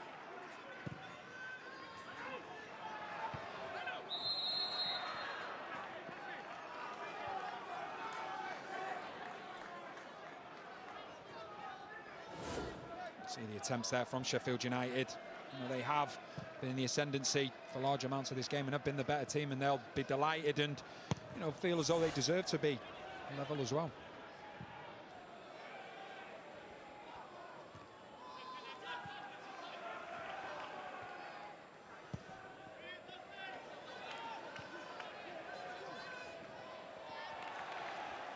Well, Sheffield United showed their powers of recovery last week against Oxford United to turn that one around at Bramall Lane. And they've levelled up here against Gillingham and have been struggling to keep clean sheets so far this season.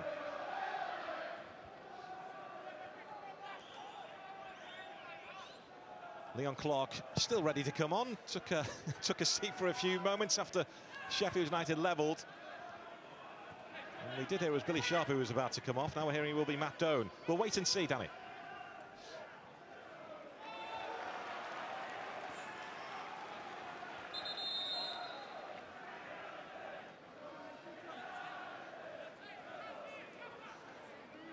Well, with the sun shining on that board, we still can't tell. Leon Clark, anyway, is coming on, and it is Matt Doan who makes way.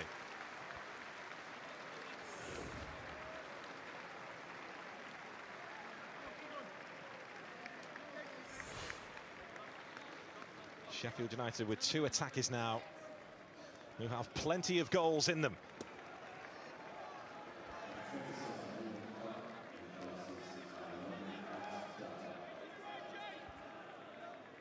He was doubtful for this game with a foot injury, Leon Clark, but as Danny mentioned earlier on, he put himself forward to be on the bench here.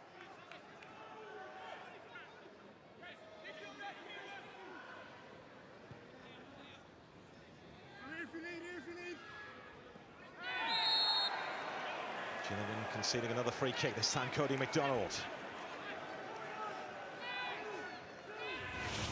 They're looking good. Sheffield United full of energy. This time it's Coots getting himself involved further forward, and this is a good opportunity, you know, especially with Clark just coming on, throwing the centre backs forward as well. Ebanks Landell's there.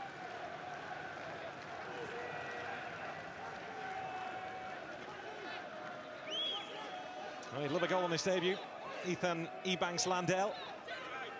Lafferty and Duffy again, the masters of ceremony here.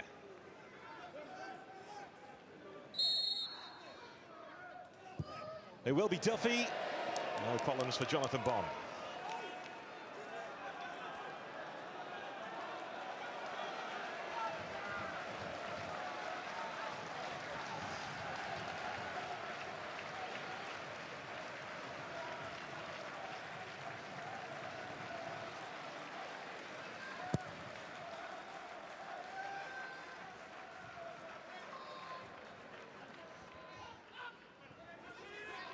There's O'Connell.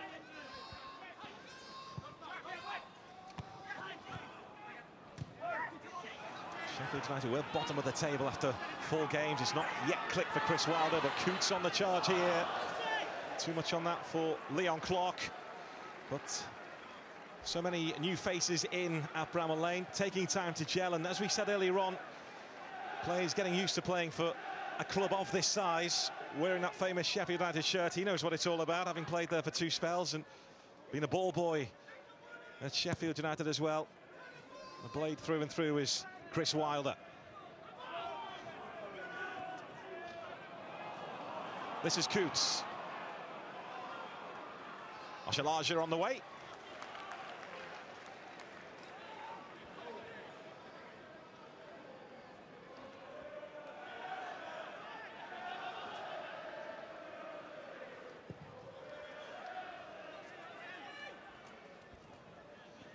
Aimer. There's right. Max Aimer once more.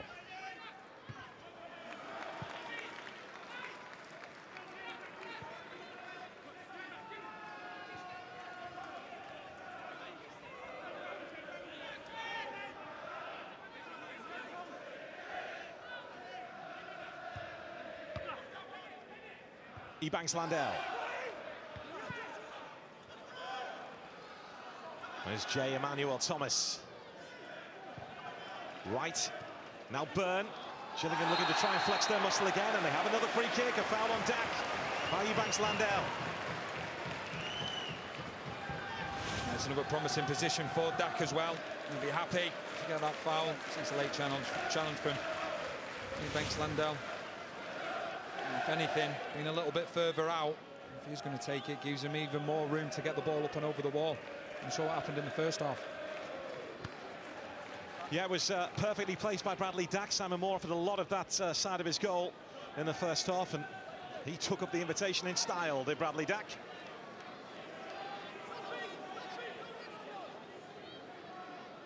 Does lightning strike twice?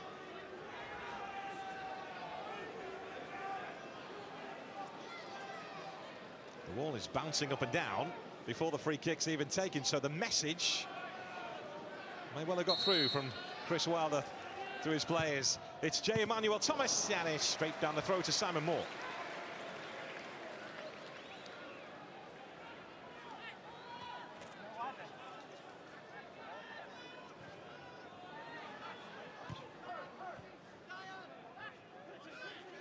There's Coots. We're into the last 20 minutes of this contest. Tight between Gillingham and Sheffield United, both with big ambitions for promotion this season. It's almost a fairy tale campaign for Gillingham last time around. A nightmare campaign for Sheffield United.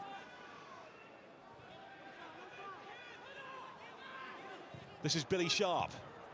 Aimer puts a full stop to that. Straight though to Landell.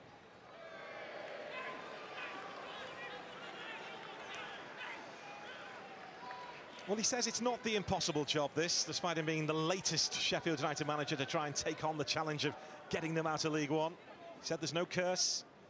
Hard work, team ethic, right player recruitment will get the job done. He'll be delighted with the goal he scored as well. Because, OK, you know, the two centre-forwards linked up really well, and then Freeman from right wing-backs came forward. But they ended up getting a throw-in because they pressed really high. And Coots pushed up, didn't allow Jackson to have any time on the ball. And that's because they were on the front foot. They then got the throw-in, took the throw-in, and the goal came from that. So he'll be delighted with the build-up for the goal as well.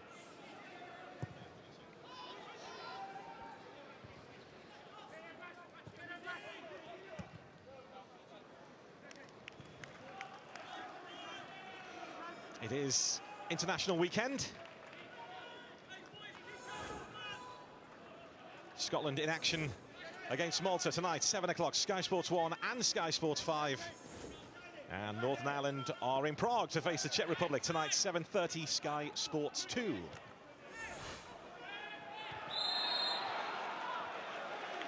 Where can you see this game heading now, Danny?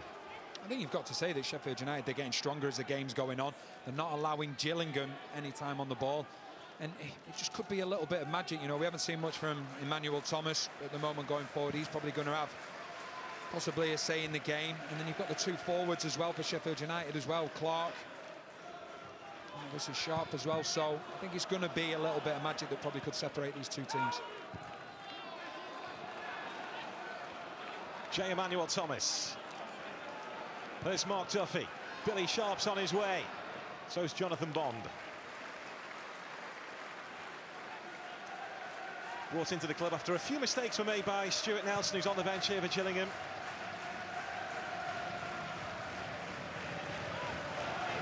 And dare I say it, and I may regret saying it, he's looked pretty solid so far, Jonathan Bond. He has, and you know, with Nielsen, it is a shame because he was outstanding last season. I think he played every game. There's a lot of talk of clubs being in for him. J. Emmanuel Thomas looking to pick his spot. But the thing is, with a goalkeeper, if you see a goalkeeper's nervous and he's making a few mistakes, it then goes to the back four as well, or the back three, and they feel unsure about the keeper behind him. So it has a real knock-on effect. And like you say, you know, Bond's come in and he's done everything. He shows he couldn't really do anything about the goal. Lafferty is tiptoe forward here.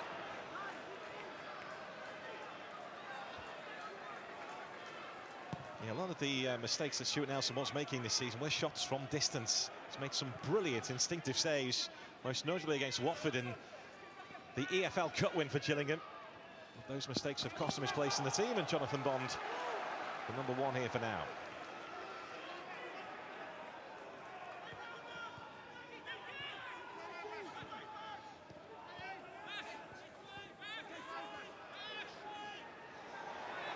Chris Basham. This is Duffy. Plenty in the middle here, including Clark.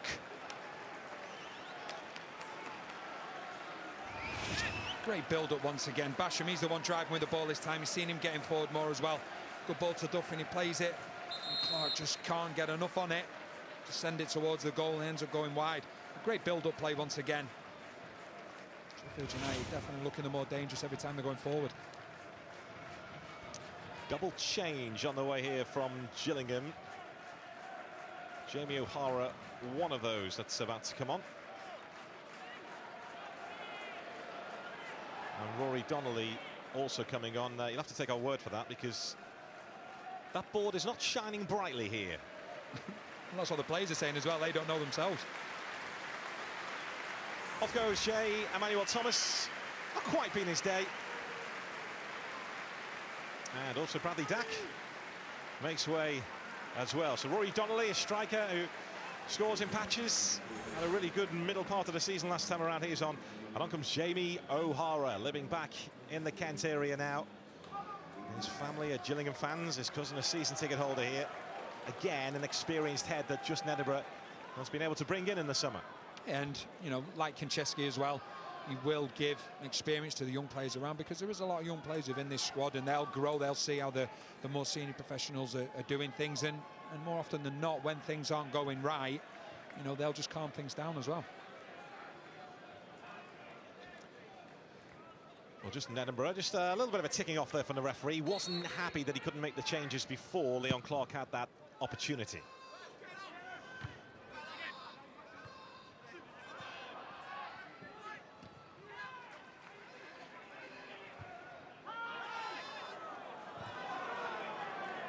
There's O'Connell. Rory Donnelly straight into the action, had his ankles clipped there as well by O'Connell.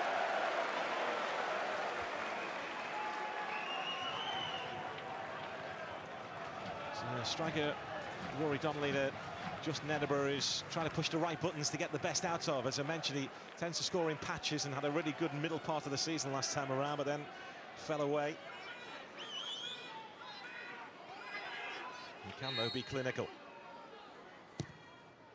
O'Hara's free kick.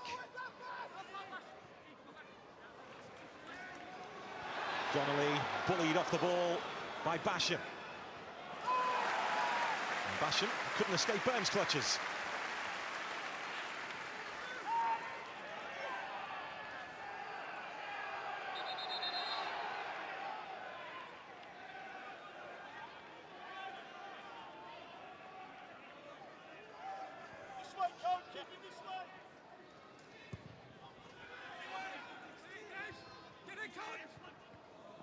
Duffy. Gillingham with very much a definite style of the way they want to go forward, and these Sheffield United players learning the way that Chris Wilder wants to move forward as well in terms of their style guide. As Danny mentioned earlier, Chris Wilder believes that the two most successful periods for the club came under Dave Bassett and Neil Warnock, with aggressive, in-your-face, front-foot football, getting it forward quickly with quality, as opposed to a slower build-up. He's hoping that the players take that on board, and he believes it will be successful at Bramall Lane. I think when Justin Edinburgh was spoken to just after half-time, he said he wasn't happy with the fact that, we're giving balls away and things like that, and not being careful with the ball. I think you've got to give credit to Sheffield United for that, because they have been in Gillingham's faces all over the pitch. You've not given them time to settle. The energy that they've shown, like I say, it's not allowed Gillingham's top players really to be able to set on the ball and actually dictate play. Donnelly.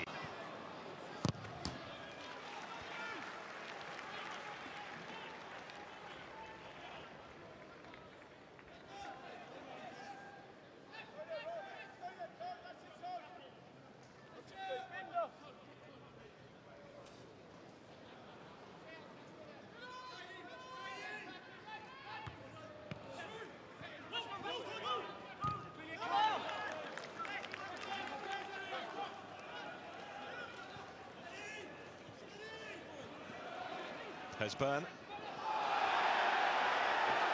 Referee waves the appeals away, which came more from the Gillingham fans than the players. He's a player that likes to get around the pitch, does Mark Byrne.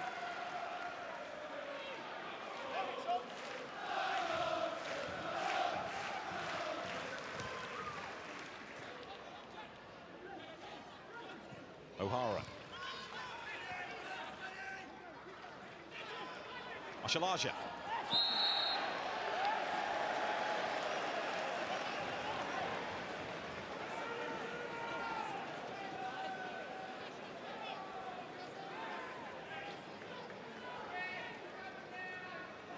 chance to move past forward here, and Sheff Lge.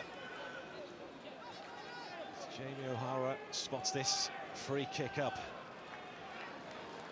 Emer also joins the ranks inside that Sheffield United penalty area. And more. Well, he's mishandled it, and Emer couldn't finish it off because Ebanks-Landell was right on his toes. But a moment of alarm at the back there for Sheffield United. Now they move forward on the counter-attack with Clark. This is Coots. Jackson in control.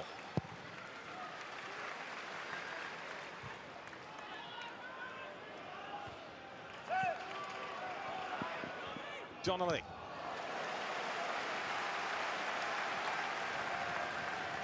Gillingham pressing for the winning goal, and Simon Moore in a spot of bother there. There's O'Hara. Basham. Leon Clark was away through the middle. Sheff Lge. Gillingham guilty of sloppily giving the ball away. Now Duffy. Billy Sharp. There's Lafferty, and it's Billy Sharp. Well, that could have gone anywhere. Sharp again. Sheffield United's turn to squeeze the pressure point. This is Coots. Sharp. Coots. This is Duffy.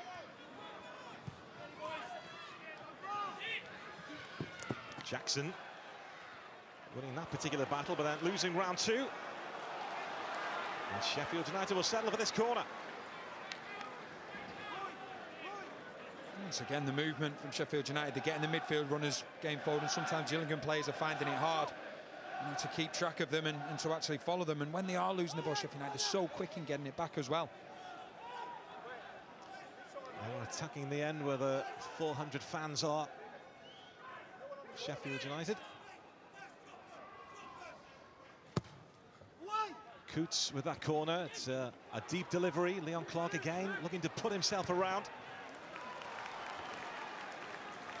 Chris Wilder applauding the endeavour of his players here as they hunt for the winning goal.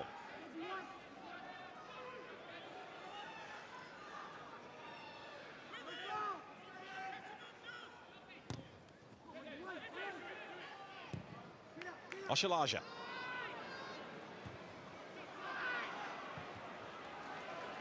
There's Donnelly, Fizz back at right, who did well initially to bring it under his spell, but he was swamped in the end.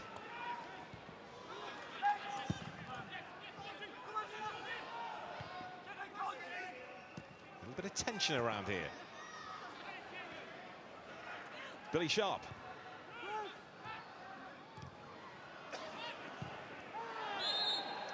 Foul by Duffy. At the other end, this could have been a lot worse for Simon Moore. He was thankful for his defenders around him, in particular Ebanks-Landell. You can see he's definitely called for it, but then he's just completely mistimed it. And Ebanks-Landell's there to make sure nothing come of the shot. But Sheffield United, they're first to all the balls at the moment. They're winning the first balls, they're winning the second balls, and that's something that will be impressing Chris Wilder more than anything, because that's exactly his style. He wants his teams to be in opposition facing. That's exactly how Sheffield United have played, in particular in the second half. Yeah, you can visibly see the change in style today from last season. There's Byrne. Stefan Skugel about to come on for Sheffield United. Duffy just rolled under his foot. He may well have injured himself as he spun there to try and bring that under control. Maybe not.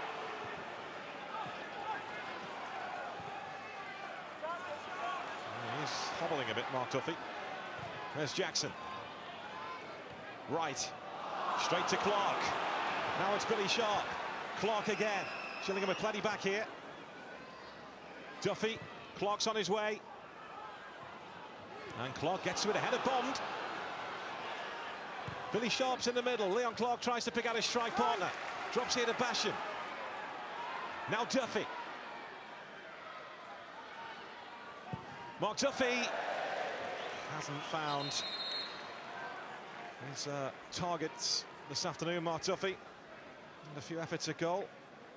Not really troubled Jonathan Bond. Stefan Skugel fit enough to be on the bench here. He was man of the match against Oxford last week. He replaces Mark Duffy. And I mentioned the faith that Chris Wilder's been showing in Kieran Freeman. Likewise with Stefan Skugel as well. He wants this player to get back to the levels he showed on Nigel Clough.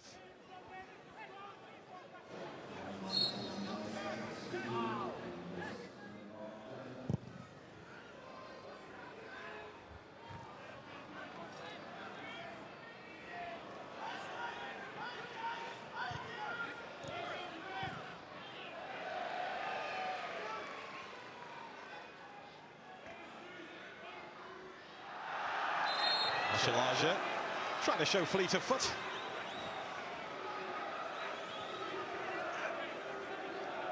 I think the one thing they've got to be careful of as well, we've seen it a couple of times, the through ball initially from Duffy when Bond came to get it from Clark, but he's just held up. The pitch is really dry, and we've just seen another instance there, defenders trying to let the ball go out of play and it's not doing that. So as a defender and as a goalkeeper, you've got to be certain that the ball is going to go out of play or it is going to reach you. There's Basham, closed down quickly by Wright. Too much on that for Clark.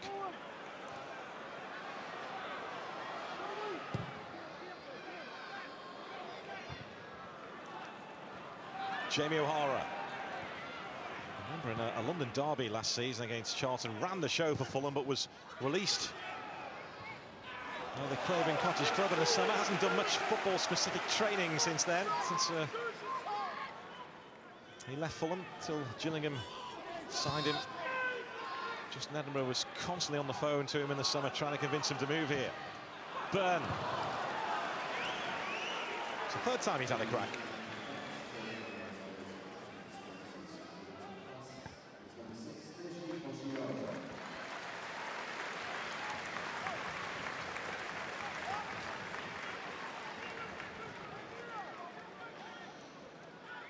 Well, last season, Paul Scally, the Gillingham chairman,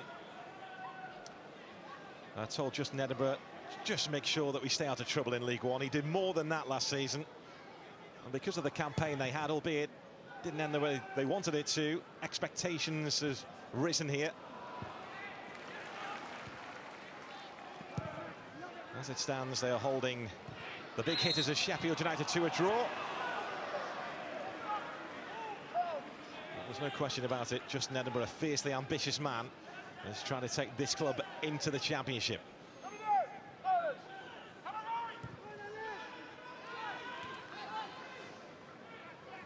O'Connell.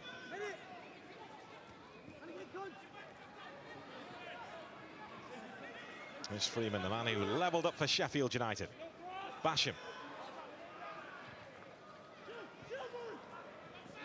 There's Basham, foot down on the gas. Get the ball in play. Now, what's the handball? It was. It's a penalty to Sheffield United in the last minute as Josh Pask holds his head. I think that's one of the easiest decisions the referee's going to ever have to make. What is he thinking? I think he's not thinking as a young player there, it's the instinct from him, and he knows straight away. Unfortunately, from his point of view, it's an absolute no-brainer.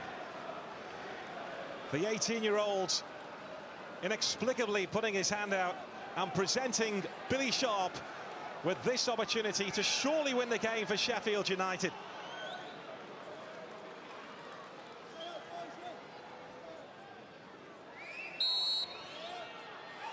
Billy Sharp, he never lets them down. The Sheffield United fan, the Sheffield United captain, may just have won this game for his club and his people.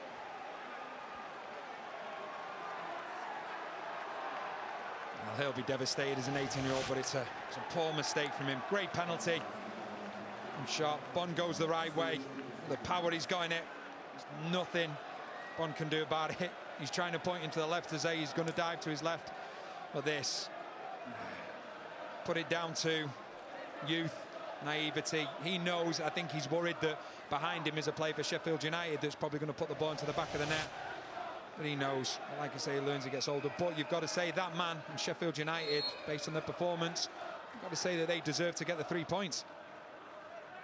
Well, you have to feel for young Josh Pask, but no room for sentiment in this game. This is business, and Billy Sharp is taking care of business. That's Simon Moore at the other end. Danny, as a former defender yourself, can you in any way understand why that just happened? As a youngster, yes, you can. You definitely can, because you feel as though you're out of position. You think, oh, if I let this go, then it's going to end up in the back of the net. But try and be a little bit cuter than that. You know, we could see that blatantly from up here, but he's a young player. You know, he's naive, inexperienced, and he'll learn from it. But, you know, whichever way you look at it, like you say, the brutality of football with the results, it looks, unless they can get an equaliser, that, you know, he's cost his team 3 points. Can one of his teammates rescue him here, or can he rescue himself? He's charged forward here for this throw-in. All about focus now for Sheffield United. The points are in the palm of their hand.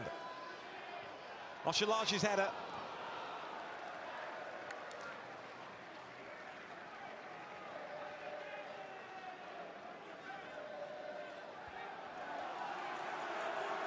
Simon Moore will take all the time in the world here, because make no mistake about it, this, if it stays this way, is a big win for Sheffield United. Well, it is, you know, to get 2 results, you know, 2 wins. You know, we get not just that, to come from behind as well in both games. It shows the character of the team, and I think, you know, great 3 points for Chris Wilder, but he will have seen evidence of his players starting to understand, you know, of how he wants to play. It led to the first goal getting the throw when they shouldn't have done, and it built from that. And then they've kept going this second half, and like I say, fully deserved to be in the lead.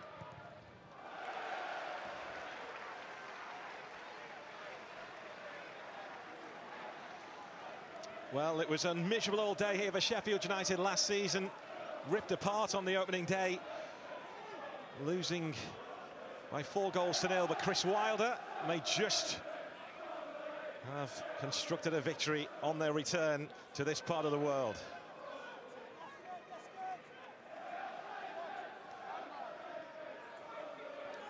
Wonder where this is going.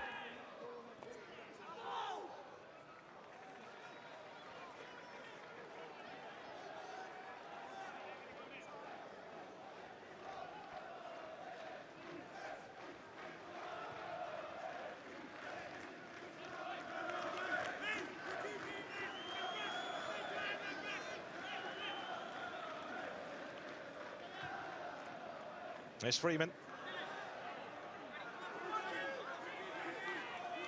And Gillingham will have to try and get this ball up the pitch quickly now. We've had the 3 additional minutes.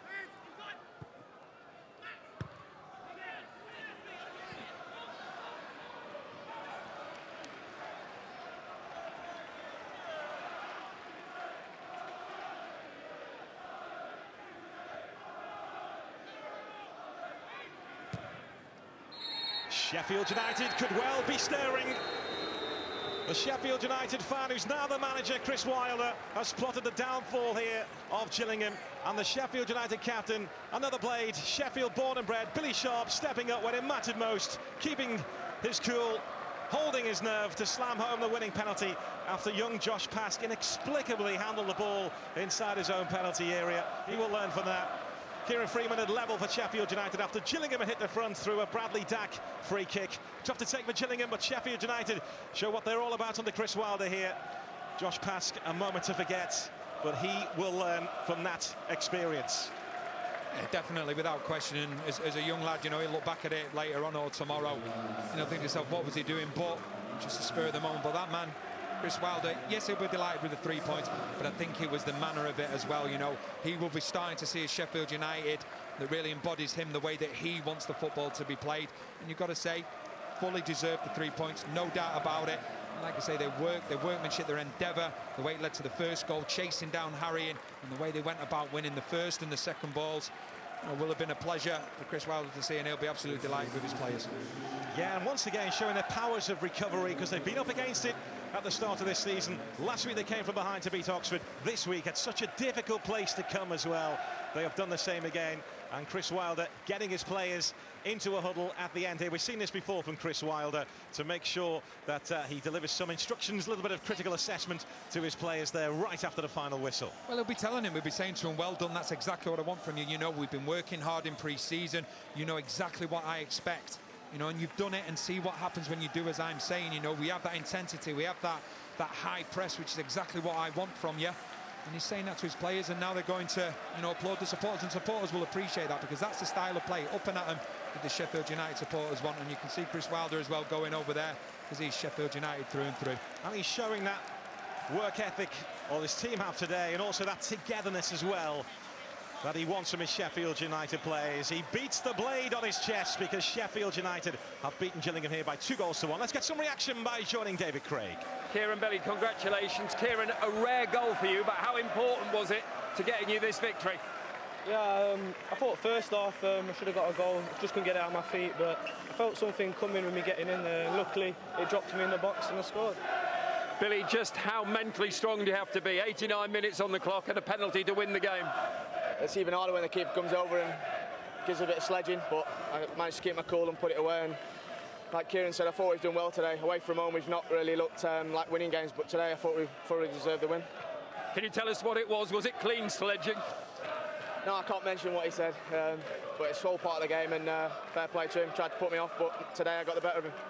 Kieran, it's back-to-back victories in the league. Do you feel you've now at last got some momentum? Yeah, I mean, we've got a lot of new players. It takes time to gel, but we've got a great bunch of lads, and as you can see, we're getting the wins now, and I think we'll carry on doing that. Billy, it's the most shots on goal you've had in a league game this season. Does that tell us that things are coming together for you? Yeah, you know, I should have had a couple more today, but I did feel a goal coming, and luckily I've managed to get on at the end. But I'm just happy for the team to get an away win. It's a big confidence booster, and we can build on that now and hopefully climb the table. Well done, Kieran. You are the Sky Bet man of the match. Billy, will you do the honours? Sometimes it's too easy to talk about turning points, but that's certainly a step in the right direction for Sheffield United, surely. A draw wouldn't have been enough to take them out of the bottom four, but a win is. They're up to 17th in the table. Looks healthier now for Sheffield United.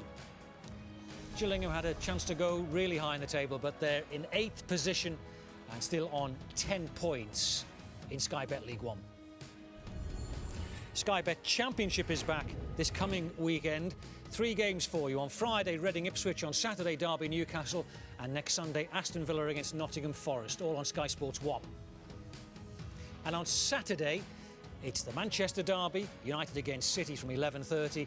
And also on Saturday, the Glasgow Derby, Celtic against Rangers, 11:30, Sky Sports 2. Pakistan are chasing 302 made by England right now on Sky Sports 2 in the 5th one-day international. Great day in League One. We've seen some smashing goals and some smashing games, and these two guys will give you the analysis very shortly into that second game, with Sheffield United making a youngster pay dearly.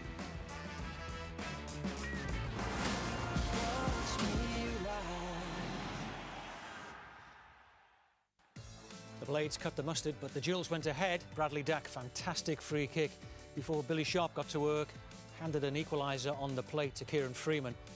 And that handball, well, what do you do about that? But Billy Sharp took full advantage. It gave Sheffield United all 3 points, and Chris Wilder's talking to David Craig. Chris, well done. Back-to-back wins. You said before the game it was important to keep that momentum. Did you prove that this afternoon? I think we did, yeah. I think we're a little bit disappointed to come in at half-time. It was as if I had to press play again because I've said the same things possibly about 4 or 5 times this season. Played OK, created chances, and just the small bits in both boxes. I think there was a lot in the game, especially first half, and I thought we were well in it. I thought we took a step forward second half and moved the ball around the pitch really well. Still created chances, and obviously, you know, it'll be disappointing for Justin to lose a game in the manner that they did. We had that a couple of weeks ago at Millwall, but I believe we deserved the 3 points, and we're delighted with that. Did Kieran's goal come at the perfect time for you? I think to score any goal is a perfect time. So I didn't think we lost any heart at all after half time. We could quite easily have gone under because it's a difficult place to go, and they're going well. And we've gone behind yet again. So not scoring the first goal is a bit of an issue for us. But I thought the boys yet again showed great character and. You know, and to dig in and play as well. I thought we played some decent stuff. We changed the shape. I thought we, you know, they changed their shape at half time to combat ours, and we still came on top with that. But people talk about shapes and all stuff like that. You've got to stick the ball in the back of the net, and we had opportunities too. But I'm delighted that we did, and especially delighted for the skipper because he wears his heart on his sleeve, and he'd possibly missed a couple of chances that Billy would usually take. So to step up in the last minute and stick it away was great bottle from Bill. Billy said he had to put up with a bit of good old-fashioned sledging from the goalkeeper. Is there any better man than Billy Sharp in that pressure-type situation with 89 minutes on the clock to win the game? Well, his record speaks for itself. You know, he scores goals. He wasn't frightened to keep getting into the positions. As I said, you know, his first half he should stick that away and he'll be disappointed. And he's had a second half as well. But there he is. He steps up. He takes the pressure, takes the responsibility of his football club and being skipper of his football club on his shoulders and sticks it in. And I believe it was a just reward for an excellent effort. You know, there's a lot of expectation at this football club, and you don't just roll into Gillingham and just turn them over easy because they've got a manager and good players, and their record from last year shows that. So we've competed, and as I said afterwards, you know, we have to use this one now as a springboard to go and get our next win, and hopefully we can do that. Chris, thank you. Thank you. Sledging in football, whatever next. But how big a win is that for Sheffield United, Peter? Oh, it's huge. It was so important for him to capitalise on last week's performance as well, going behind. Confidence that brings. It takes you into the next game with that extra added confidence. Going behind again, been in that situation before. And not a lot's been wrong. I spoke to Chrissy at length. Wanted to play at a higher tempo, wanted to press teams, wanted to win the ball back in their third, so there's closer to the goal. And I think they implemented all them changes today and did really well. There's a young teenager for Gillingham who won't ever know why he played basketball in the box, will he? No, you've got to feel a lot of sympathy for him. He's come on at half-time. He's actually played quite well, but I think he just gets a little bit cut out of position. You just see him here, and he recognises the danger. I think he just panics. You're right. He won't know why he's done it. You can see it straight away. Gillingham players so deflated, but super pounding. We spoke about a little bit of sledging, but it's the power that gets that one in because he guesses the right way, doesn't he? Oh yeah, been in that situation before. You probably have as well. Goals become smaller. The keeper's hands become like them joke Brother Lee hands, huge. Yeah. And but yeah, he's done that in numerous occasions. Yeah, and Billy set up the equaliser as well, didn't he? Yeah, he did, and he managed it. You know, he's missed a few chances today, which we normally put away, but he keeps going and getting in them positions as well. And here it's a great ball in by Lafferty. Doan does well, knocks the ball down, and then Billy's in there and keeps the ball alive. But look at the bodies they've got in there, the sense of ambition. The one wing back crosses the ball. There's the other wing back. Freeman, I thought, was sensational. Retained the width, showed a sense of adventure, and got forward at will. You know, penalty chance as well. He got forward all the time, and that was the sense of ambition that they showed. Do they push on from here now, do you think? I thought there was really encouraging signs. I thought they deserved the victory. I thought Chris Wilder was spot on in terms of his assessment of the game. I think they're still probably about 65-70% of what they can achieve and how they can play. But on today's performance, there's really, really good signs. They've got players to come back into the fold. Some of them aren't quite up to speed. Caelan Lavery, Fleck on the bench, not quite there yet. So they've got real options there. And you can see at the end as well, that little get-together before they went and clapped the fans. He's trying to instill that togetherness, that team spirit. And you could see the focus and determination in him. He wants this more than any fan out there. Yeah. Gillingham can come again, can't they? Oh, without a shadow of doubt. I think what they've done is they've looked at the manager.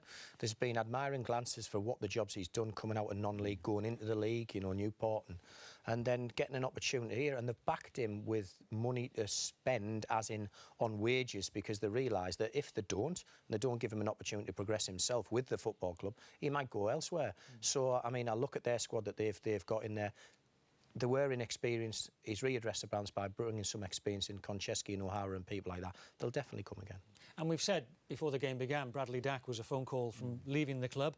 It's just as well the phone call never arrived, because although they lost their game, he's again showed what he's all about, hasn't he? Yeah, absolutely. And it's just a case of getting him in the right areas of the pitch. This is the free kick, gives the scores. And we've seen it time and time again last season, what he's capable of. This is beautiful free kick, technically very gifted player. Modern day midfielder, he can do all of it. He can get in behind, he can drive, his engine is there, his creativity, and he's got goals, which is the biggest commodity you want from an attacking midfielder. That was interesting at the end, wasn't it, Peter, when Chris Wilder was tugging at the badge to the Blades fans, because players do that a lot, but you don't often see managers doing that, do you? Listen, his wife will forgive me for saying it. Sheffield United's his first love, you know, right from bit. Seriously, you know, I mean, coming to the team, absolutely a local boy. He used to go and watch him all the time as well. This is the job that he desperately wanted above anything else.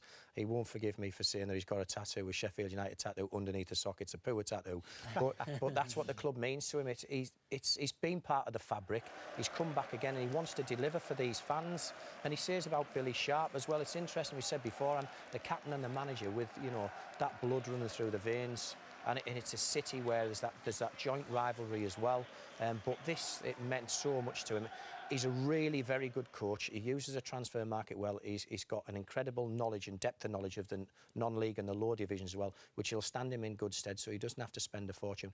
He's changing the whole structure of the football club. Rather than throw money at it, he's going to buy younger players, if he possibly can, within the parameters of a budget, and with sell-on as well, so the club's looking after himself. You know, a mini Arsene Wenger, let's just say. Yeah. How important was a win rather than a draw? A draw keeps you in the bottom four. A win takes you out. Yeah, just psychologically and going back to it, I think they deserved it. I really do. They were knocking at the door. They were the team that were looking most likely. Clearly, Gillingham will be frustrated not to hold on to that lead, and certainly a point. But just psychologically, to get them out, get them up that table, and it can really be the catalyst, that kickstart to really get their season going. Up this season, yes or no, Peter? If they can keep everybody fit, it's a really close-knit group, but if they keep the best 11 on the pitch, I think they've got a great chance. OK, and coming up for you on Sky Sports, it looks like this. Tonight, we've got World Cup qualifiers involving Scotland and Northern Ireland. Don't miss those. Tomorrow, it's World Cup qualifiers involving Wales and the Republic of Ireland. And I'm sure you're both watching those, gentlemen, aren't you? It's a really big thank you to Keith and to Peter. Had a great day, loved every minute of it. League One showcase on Sky Sports today. We've had 2 games and 8 goals. Hope you've enjoyed it. From all of us, goodbye.